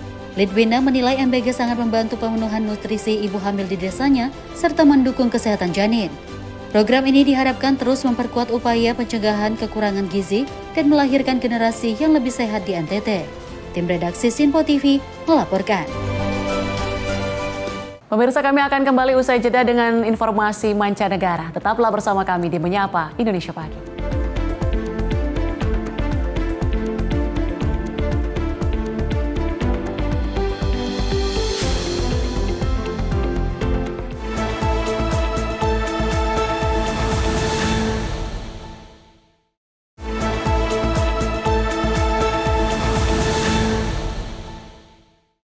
Pemirsa, Anda kembali menyaksikan Menyapa Indonesia Pagi. Angkatan bersenjata Iran menutup sementara sebagian wilayah Selat Hormuz saat menggelar latihan tembak langsung di jalur perairan strategis tersebut. Langkah ini menjadi sinyal peringatan kuat Teheran di tengah meningkatnya ketegangan dengan Amerika Serikat. Selat Hormuz sendiri merupakan rute penting yang dilalui sekitar 20% pasokan minyak dunia. Media dalam negeri Iran melaporkan penutupan dilakukan selama beberapa jam dikarenakan demi keselamatan dan keamanan jalur pelayaran. Latihan militer Iran ini melibatkan simulasi tembakan langsung dan uji peluncuran misil yang juga diklaim mengenai target di kawasan Selat Hormuz. Selat Hormuz merupakan jalur sempit yang juga menghubungkan Teluk Persia dan juga Teluk Oman. Perairan ini menjadi pintu utama pengiriman minyak dan gas dari Arab Saudi, Irak, Kuwait, Qatar, Uni Emirat Arab, hingga Iran. Meski Iran dan juga Oman memiliki hak wilayah teritorial di selat tersebut, jalur ini dipandang sebagai perairan internasional yang dapat dilalui kapal-kapal dagang dunia. Langkah penutupan ini dinilai dapat mengganggu jalur pelayaran dan juga berpotensi memicu guncangan ekonomi global. Karena sebagian besar pasokan minyak dunia melintasi Selat Hormuz dan tidak ada jalur alternatif untuk keluar dari kawasan tersebut. Pengamat menilai perkembangan situasi ini dapat memperburuk stabilitas kawasan regional dan meningkatkan resiko konflik terbuka. Dunia kini menyoroti apakah latihan ini hanya sebagai pesan politik atau awal dari eskalasi yang lebih besar. Tim redaksi Simpo TV melaporkan. Pemirsa, Amerika Serikat dan Iran kembali menggelar negosiasi kedua pembicaraan tentang program nuklir Iran pada Selasa di Jenewa, Swiss. Perundingan ini berjalan di tengah meningkatnya kehadiran militer Amerika Serikat di Timur Tengah serta latihan maritim besar-besaran yang dilakukan angkutan bersenjata Iran. Media di dalam negeri Iran melaporkan negosiasi lanjutan tentang program nuklir Iran telah dimulai di kota Jenewa. Pembicaraan ini menjadi bagian dari upaya diplomasi Amerika Serikat untuk membatasi program nuklir Teheran dan juga meredakan ketegangan di antara dua negara. Amerika Serikat dalam waktu yang sama disebut meningkatkan kehadiran militernya di kawasan Timur Tengah sebagai langkah pengamanan kawasan di tengah meningkatnya dinamika regional. Sementara itu, Iran merespon bertambahnya kehadiran militer Amerika Serikat dengan melaksanakan latihan maritim besar-besaran yang juga menambah sorotan terhadap situasi keamanan di Teluk dan juga kawasan sekitarnya. Jenewa juga menjadi pusat diplomasi internasional karena Amerika Serikat turut menyelenggarakan pembicaraan antara utusan Rusia dan Ukraina menjelang peringatan 4 tahun invasi Rusia ke Ukraina. Hingga kini masih belum ada pernyataan resmi dari kedua belah pihak tentang hasil pembicaraan Amerika Serikat Iran tersebut. Namun perundingan ini dipandang sebagai langkah penting di tengah tekanan internasional. Tim redaksi Simpo TV melaporkan. Sementara itu, pemirsa, Komando Selatan Amerika Serikat atau Southcom mengumumkan telah menyerang 3 kapal yang diduga terlibat perdagangan narkoba di Laut Karibia dan Pasifik Timur. Sebanyak 11 orang dilaporkan tewas dalam operasi yang disebut sebagai bagian dari Operation Southern Spear. United States Soldier Command atau SOCOM menyatakan pasukannya melancarkan serangan terhadap 3 kapal yang disebut terlibat dalam jaringan perdagangan narkoba di perairan internasional pada Senin 16 Februari 2026. Rekaman yang diliris pada Selasa 17 Februari menunjukkan beberapa kapal terkena hantaman dengan kepulan asap membumbung di atas laut. Dalam pernyataannya di media sosial, SOCOM menyebut intelijen mengkonfirmasi kapal-kapal tersebut melintasi rute yang dikenal sebagai jalur perdagangan narkotika. Sebanyak 11 orang disebut sebagai narkoteroris, dilaporkan tewas dengan 8 diantaranya terjadi di Pasifik Timur dan 3 di Laut Karibia. Operasi ini menjadi salah satu eskalasi paling mematikan dalam satu hari sejak dimulainya Operation Southern Spear pada September 2025. Sejak operasi tersebut diluncurkan, tercatat sedikit 145 korban jiwa dalam 42 serangan terhadap kapal yang diduga terlibat jaringan narkotika. Operasi ini menunjukkan peningkatan tekanan militer Amerika Serikat terhadap jaringan perdagangan narkoba di kawasan Amerika Latin dan sekitarnya. Tim redaksi Simpo TV melaporkan.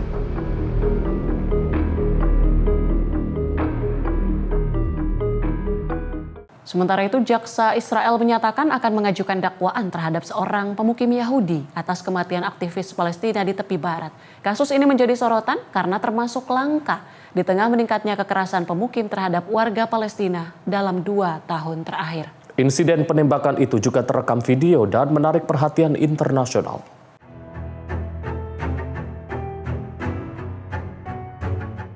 Kantor Jaksa Agung Israel mengonfirmasi telah memulai proses untuk mendesakkan dakwaan terhadap Yunon Levi, seorang pemukim yang diduga terlibat dalam kematian aktivis Palestina Auda Hatta Halen. Hatta Halen tewas pada Juli lalu saat terjadi konfrontasi di desa Al-Khair yang juga wilayah tepi barat yang diduduki Israel. Kematian Hatta Halen menarik perhatian luas karena ia terlibat dalam film dokumenter No Other Land, pemenang Oscar 2025 yang juga mengisahkan perjuangan warga Palestina mempertahankan tanah mereka. Dalam rekaman video, Levi terlihat melepaskan tembakan ke arah orang yang juga mereka merekam meski belum jelas di mana peluru mengenai korban. Pengacara keluarga Hatta Hale menyebut Levi akan didakwa atas tuduhan pembunuhan tidak berencana. Keluarga menilai tuduhan itu terlalu ringan dan juga menegaskan kematian terjadi secara sengaja. Levi sebelumnya mengklaim bertindak untuk membela diri. Kekerasan pemukim Yahudi di tepi barat disebut meningkat tajam bersama dengan pembongkaran rumah dan juga pengusiran warga Palestina. Organisasi HAM menyatakan penegakan hukum terhadap pemukiman sangat jarang terjadi dan banyak kasus tidak berujung pada proses hukum. Proses dakwaan terhadap Levi kini menjadi ujian bagi penegakan hukum Israel di tengah memanasnya konflik dan juga ketegangan di wilayah pendudukan. Tim redaksi Simpo TV melaporkan.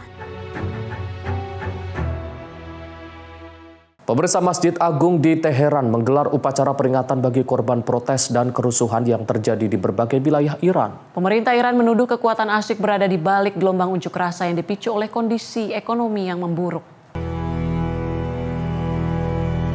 Upacara peringatan digelar di Grand Mosque of Tehran pada Selasa 17 Januari 2026 untuk mengenang para korban yang tewas dalam gelombang protes dan kerusuhan terbaru di Iran.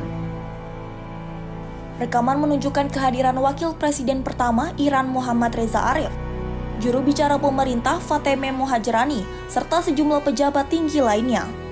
Komandan ARGC Jenderal Ismail Qaani yang jarang muncul di publik juga terlihat menghadiri acara tersebut. Seorang warga Tehran menyatakan para peserta siap mempertahankan setiap jengkal Iran dan apa yang mereka sebut sebagai darah para martir. Otoritas Iran menegaskan keluarga yang berduka berhak menggelar upacara sesuai adat dan tradisi mereka. Gelombang protes dimulai di Tehran pada 28 Desember 2025 sebelum menyebar ke sejumlah kota lain. Aksi dipicu memburuknya kondisi ekonomi dan merosotnya nilai rial Iran yang di sejumlah wilayah berujung bentrokan dan perusakan fasilitas publik. Presiden Masoud Pezeshkian menuduh pihak musuh melatih dan menyusupkan operatif untuk memicu kerusuhan. Ketegangan antara Teheran dan Washington meningkat setelah Presiden Amerika Serikat Donald Trump menyatakan dukungan terhadap pengunjuk rasa dan memberi peringatan terkait kepentingan Amerika. Media Iran melaporkan lebih dari 3.100 orang tewas dalam protes dan kerusuhan tersebut, dengan sebagian besar merupakan personil keamanan atau warga sipil. Situasi ini menandai salah satu periode ketegangan dalam negeri paling serius di Iran dalam beberapa tahun terakhir.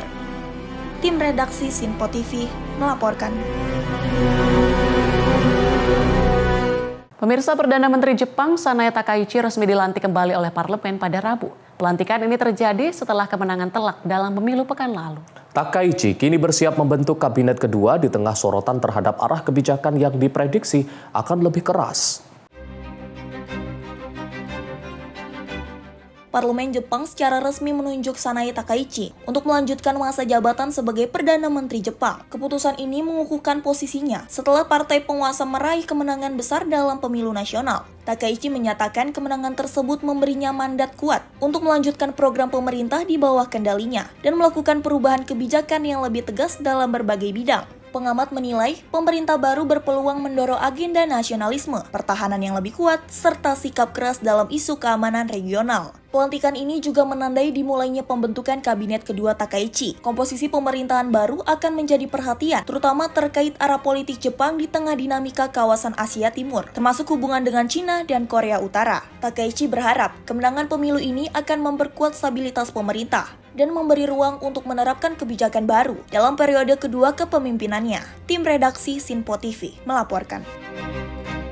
Pemirsa, Kongres Peru memutuskan untuk mencopot Presiden sementara Jose Jerry dari jabatannya terkait kasus suap yang menjeratnya. Keputusan ini memicu gelombang baru ketidakstabilan politik di dalam negeri hanya beberapa pekan menjelang pemilu presiden nasional.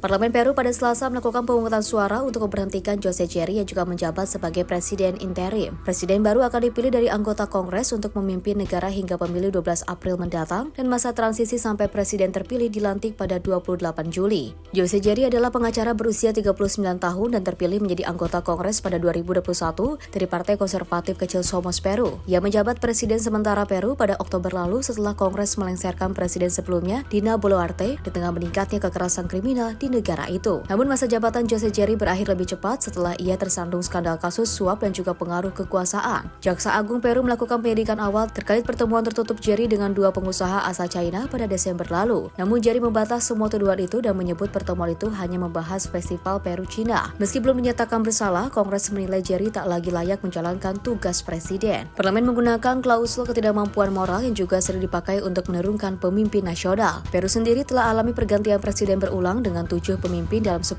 tahun terakhir. Meski politik terus bergejolak, ekonomi Peru relatif stabil dengan rasio utang publik termasuk terendah di Amerika Latin. Parlemen dijadwalkan bersidang Rabu malam untuk memilih presiden interim baru. Pemilu presiden akan digelar 12 April dan juga putaran kedua akan berlangsung pada Juni jika tidak ada kandidat meraih mayoritas. Tim redaksi Simpo TV melaporkan. Pemirsa, sebuah kereta khusus bertema Tahun Baru Imlek diluncurkan di Metro Moskow pada Selasa 17 Februari 2026. Peluncuran ini menjadi simbol penguatan hubungan budaya dan ekonomi antara Rusia dan Tiongkok.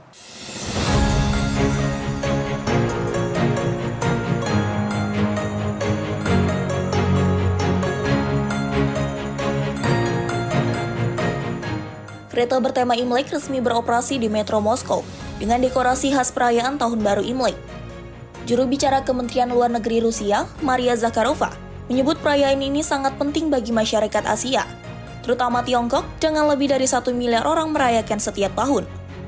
Duta Besar Tiongkok untuk Rusia, Zhang Hanhui, menegaskan Tahun Baru Imlek atau festival musim semi kini dirayakan di hampir 200 negara dan semakin bersifat internasional. Ia menambahkan tahun ini perayaan Imlek bertepatan dengan Maslenitsa, festival tradisional Rusia yang disebut sebagai momen perayaan ganda dan babak baru dalam pertukaran budaya.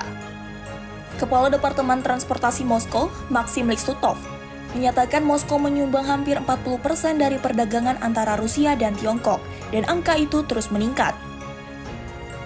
Komite Pariwisata Moskow melaporkan, selama periode Imlek, bandara di ibu kota Rusia diperkirakan menangani sekitar 22.000 penerbangan. Tahun lalu, lebih dari 470.000 wisatawan Tiongkok mengunjungi Moskow. Perayaan Tahun Baru Imlek berlangsung dari 16 Februari hingga 1 Maret 2026. Dengan berbagai acara tematik, pertunjukan, dan logakarya digelar di sejumlah titik di Moskow. Perayaan ini menegaskan kedekatan hubungan Rusia dan Tiongkok, tak hanya di bidang ekonomi, namun juga dalam pertukaran budaya. Tim redaksi Simpo TV melaporkan.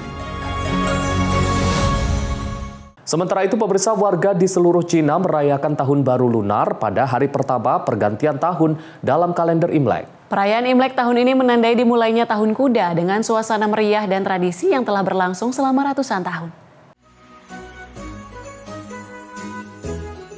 Di ibu kota Beijing, ribuan orang memadati kuil-kuil dan area publik untuk berdoa serta memohon keberuntungan di awal Tahun Baru Imlek. Suara kembang api dan pertunjukan tradisional mewarnai perayaan di berbagai penjuru kota Beijing. Tahun Baru Lunar merupakan salah satu perayaan terpenting warga di Cina, saat keluarga berkumpul dan berbagi hidangan khas sebagai simbol kebersamaan. Selain di Beijing, perayaan serupa juga terjadi di banyak kota lain di seluruh Cina, dengan festival Lentera Merah dan acara budaya yang menarik warga dan wisatawan asing maupun lokal. Tahun Kuda dalam tradisi Cina sering dikaitkan dengan semangat, energi, dan harapan akan kemajuan di tahun yang baru. Perayaan Imlek akan berlangsung selama beberapa hari ke depan, sebagai bagian dari festival musim semi yang menjadi simbol awal dimulainya tahun baru bagi masyarakat Cina. Tim redaksi Simpo TV melaporkan.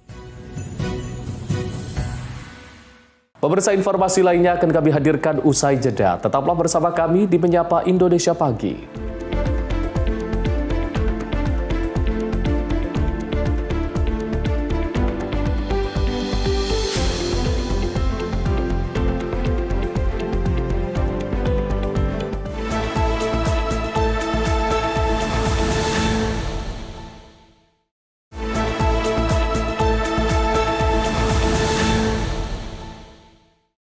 Anda kembali menyaksikan Menyapa Indonesia Pagi. Pemirsa, saat menyambut malam 1 Ramadan 1447 Hijriah, ratusan santri-santriwati TPA Baitur Rahman, Kota Sibolga, Sumatera Selatan menggelar pawai obor. Antusias anak-anak TPA pun terlihat gembira saat membawa obor keliling kampung.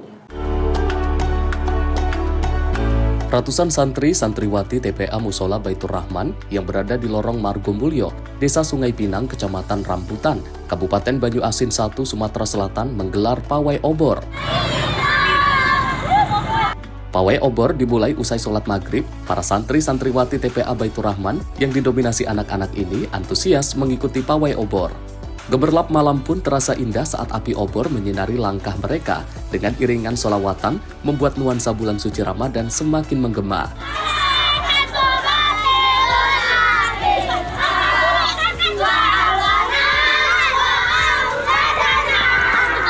Peserta yang mengikuti pawai obor tersebut rela berjalan kaki sejauh 2 km untuk berkeliling kampung, sekaligus untuk bersilaturahmi kepada warga lainnya yang sudah menantikannya di depan rumah masing-masing. Salah satu santri yang mengikuti pawai obor ini, Wewi, merasa senang bisa ikut menyambut malam Ramadan ini. Ya karena mau ikut berpartisipasi sama masyarakat Sungai Pinang. Oh, gitu. Dalam rangka apa ini? Dalam rangka menyambut bulan suci Ramadan. Ini berapa banyak tadi sama teman-teman?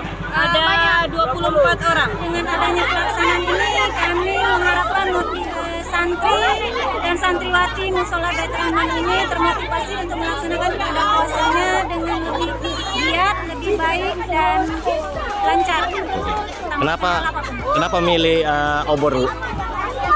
Karena obor itu merupakan tradisi turun-temurun dari nenek moyang kita yang harus dilestarikan. Kan sekarang sudah mulai hilang. Oh gitu. Jadi jangan sampai tradisi yang ada itu hilang karena kemajuan zaman tergerus. Diharapkan dengan adanya pawai obor ini bisa melestarikan obor yang mana kini sudah jarang terlihat. Dari Kabupaten Banyuasin, Sumatera Selatan, Yudo Handoko, Simpo TV, melaporkan. Sementara itu, pemirsa, Menteri Agama sekaligus Imam Besar Masjid Istiqlal Nasaruddin Umar mengangkat tema Ramadan Hijau pada tarawih hari pertama Ramadan 2026. Nasaruddin mengatakan tema tersebut diambil untuk menekankan gagasan ekoteologi guna mengembalikan fungsi agama dalam membangun relasi harmonis antara manusia dan alam semesta.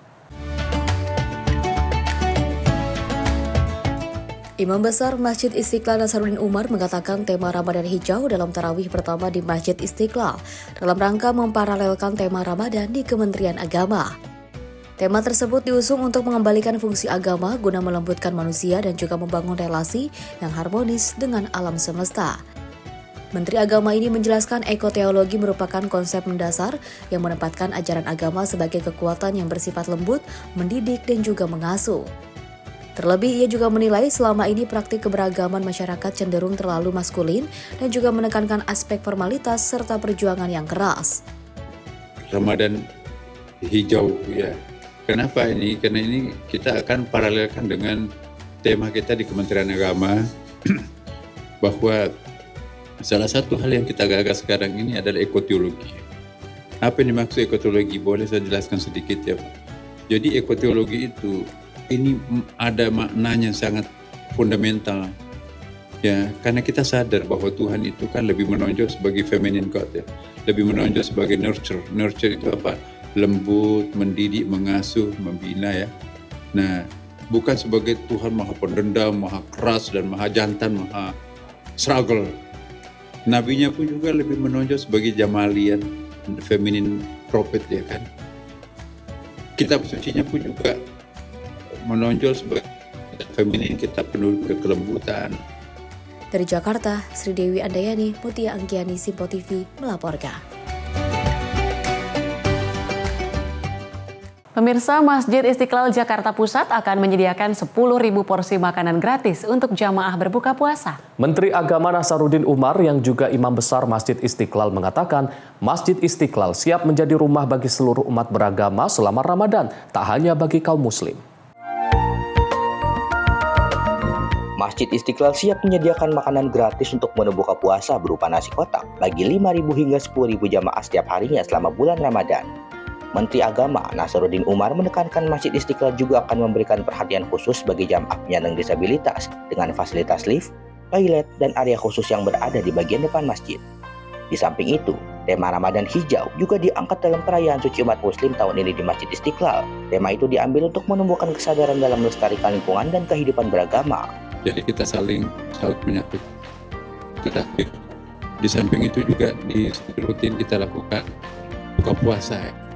Buka puasa itu di Istiqlal ini itu hari-hari hanya Jumat 1 minggu antara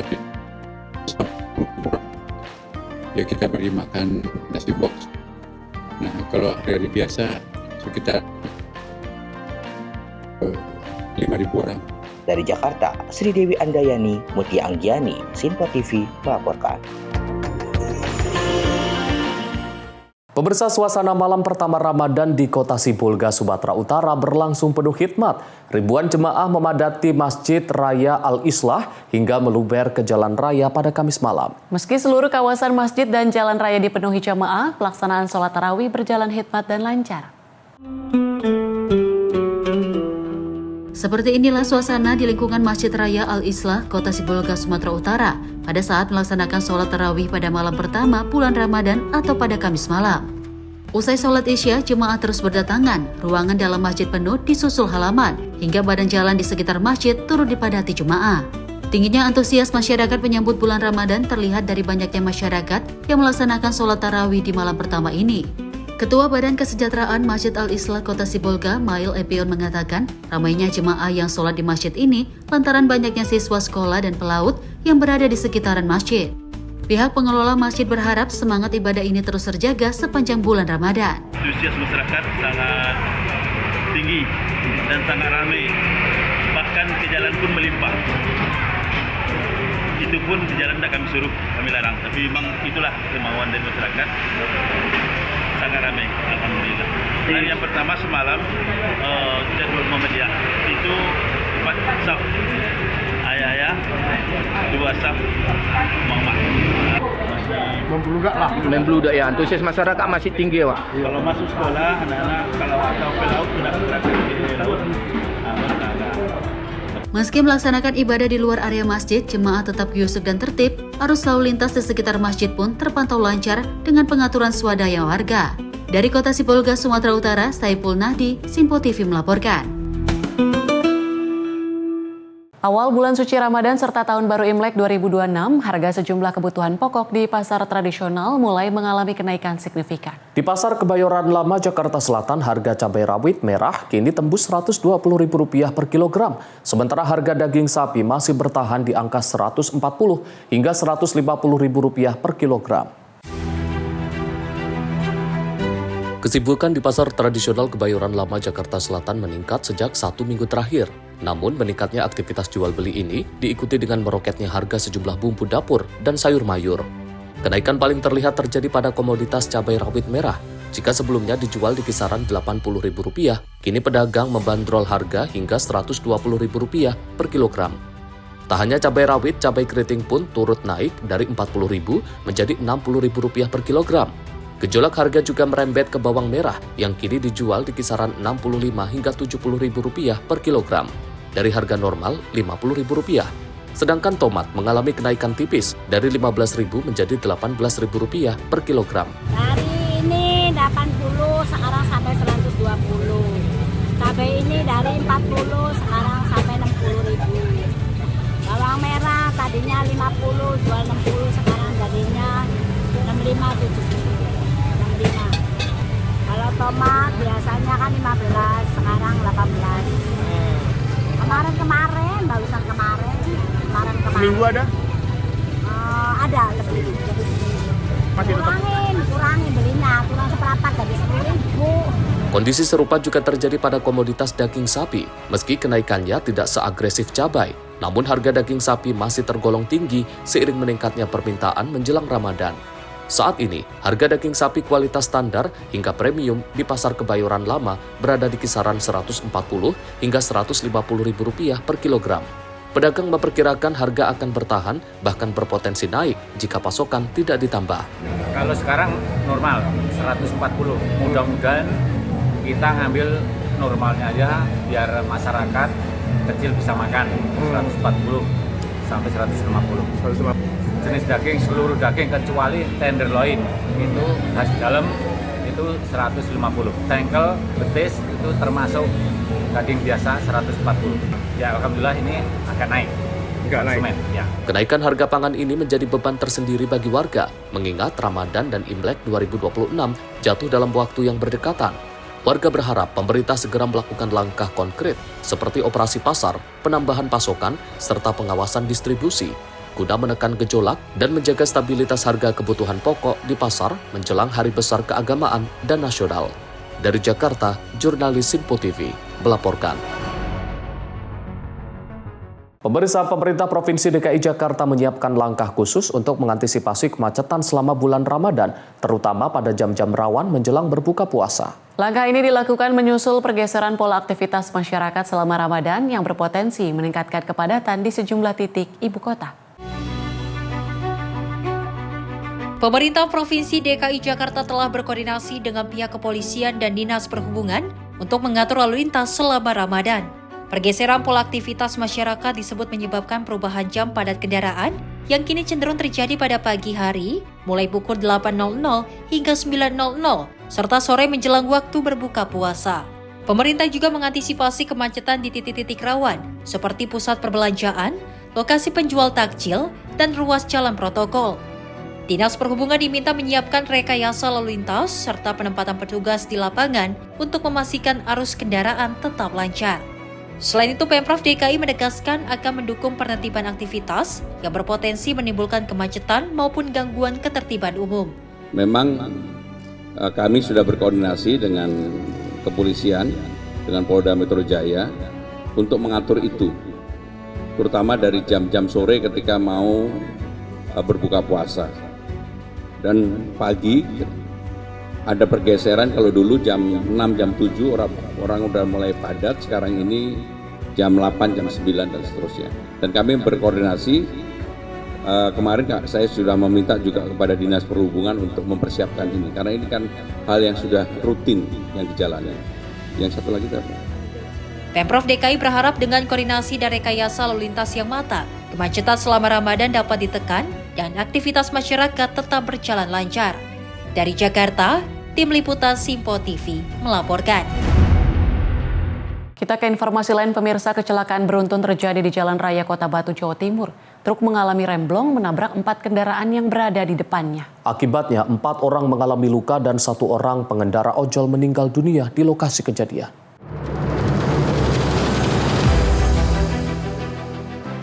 Inilah rekaman kamera pengawas saat truk tanpa muatan yang diduga mengalami malfungsi pengereman di Jalan Patimura, Kota Batu. Truk terlihat banting setir menabrak kios, pohon, dan tiang listrik. Menurut Kanit Laka Polres Batu, sebelum menabrak kios, truk yang dikemudikan oleh Eko Wahyudi, warga Jember menabrak 2 minibus, Nopol B1613 HZM dan Nopol N1822JJ, 2 pengendara motor, Nopol N2977 TBI, dan motor Nopol N2996LR. Akibat peristiwa ini, Iwan Kurniawan, pemotor ojol meninggal dunia di lokasi kejadian, sementara 4 korban lainnya mengalami luka dan dirawat di RS Hasta Brata, Kota Batu.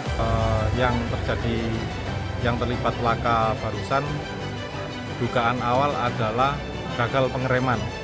Nanti kami akan mendalami di penyelidikan dan penyidikan. Apabila ditemukan seperti apanya, nanti kami update selanjutnya. Untuk sementara terjadi kegagalan pengereman alias remblong.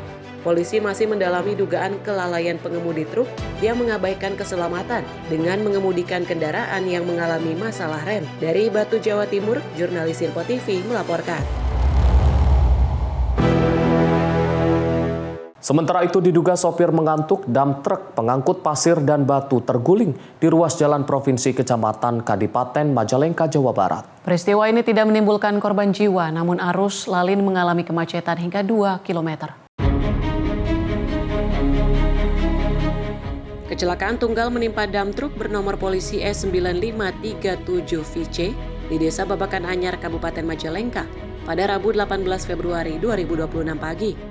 Truk yang mengangkut sirtu ini terguling hingga menutupi sebagian badan jalan. Insiden bermula saat truk melaju dari arah Panyingkiran menuju Indramayu. Setibanya di lokasi kejadian, sopir diduga mengantuk sehingga kendaraan oleng ke kiri dan terperosok hingga terguling. Akibatnya arus lalu lintas mengalami kemacetan sepanjang 2 km. Ngantuk ya. Tujuan kemana itu? Tujuan ke Indramayu. Ngangkut sirtu. Ya. Dari mana asalnya tuh mobil itu? Dari Majalengka. Apakah ada korban nggak kira-kira? Nggak ada. Ya, alhamdulillah nggak ada.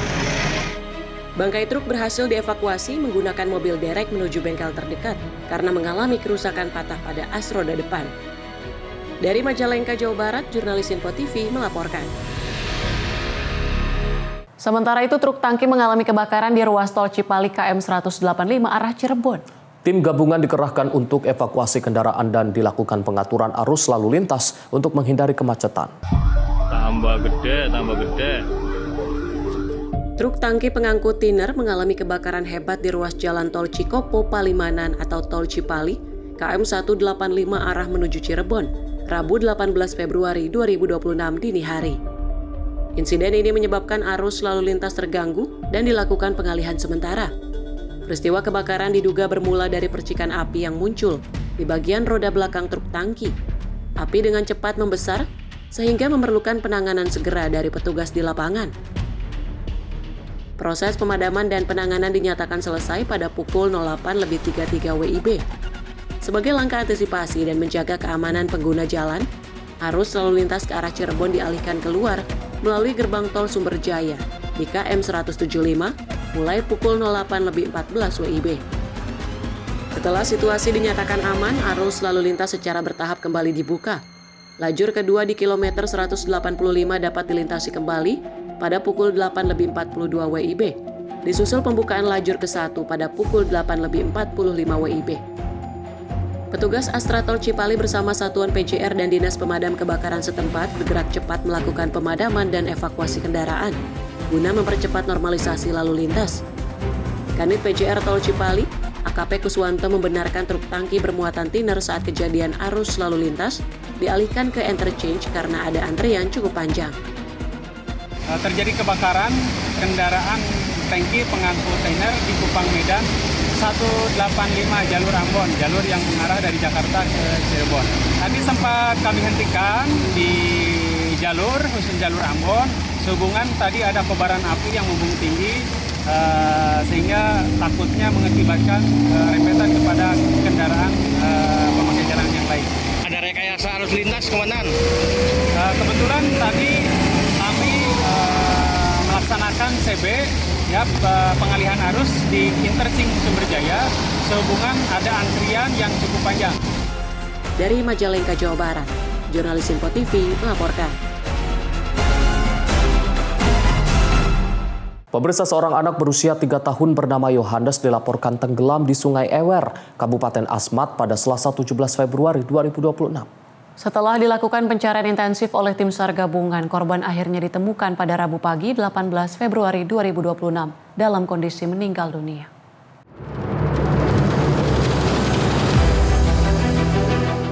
Seorang anak laki-laki usia 3 tahun bernama Yohanes yang dilaporkan tenggelam di Sungai Ewer, Kabupaten Asmat, Papua Selatan, ditemukan dalam kondisi meninggal dunia pada Rabu pagi 18 Februari 2026. Korban sebelumnya dilaporkan tenggelam pada Selasa 17 Februari 2026 sekitar pukul 15.00 waktu Indonesia bagian timur saat bermain di tepi sungai bersama teman-temannya. Korban diduga terpeleset dan jatuh ke sungai. Upaya pencarian awal telah dilakukan pihak keluarga, namun hingga laporan diterima, petugas jaga pos pencarian dan pertolongan Asmat, korban belum ditemukan. Hingga akhirnya setelah melakukan pencarian intensif, korban akhirnya ditemukan pada pukul 8.25 waktu Indonesia bagian timur oleh keluarga yang turut membantu pencarian. Korban kemudian dievakuasi oleh tim SAR gabungan ke RSUD Kabupaten Asmat untuk proses selanjutnya sebelum diserahkan kepada pihak keluarga. Tim redaksi Simpo TV melaporkan. Setelah 3 hari pencarian, jasad korban bernama Ian 35 tahun ditemukan tewas setelah dilaporkan hanyut di Sungai Belawan, Kota Medan, Sumatera Utara. Diduga arus yang deras membuat korban tidak mampu melawan arus hingga akhirnya hanyut dan hilang.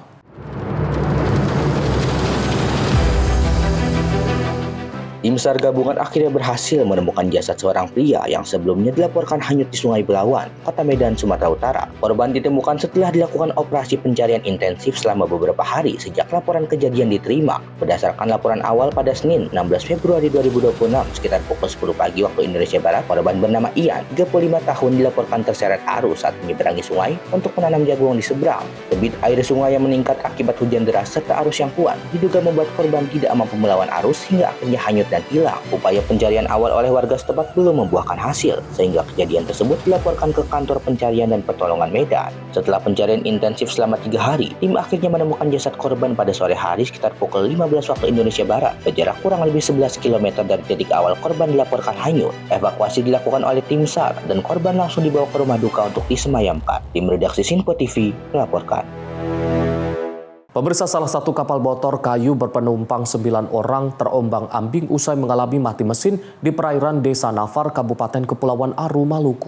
Di tengah cuaca buruk dan gelombang tinggi, tim SAR gabungan dikerahkan ke lokasi untuk melakukan penyelamatan darurat pada Rabu 18 Februari 2026 malam.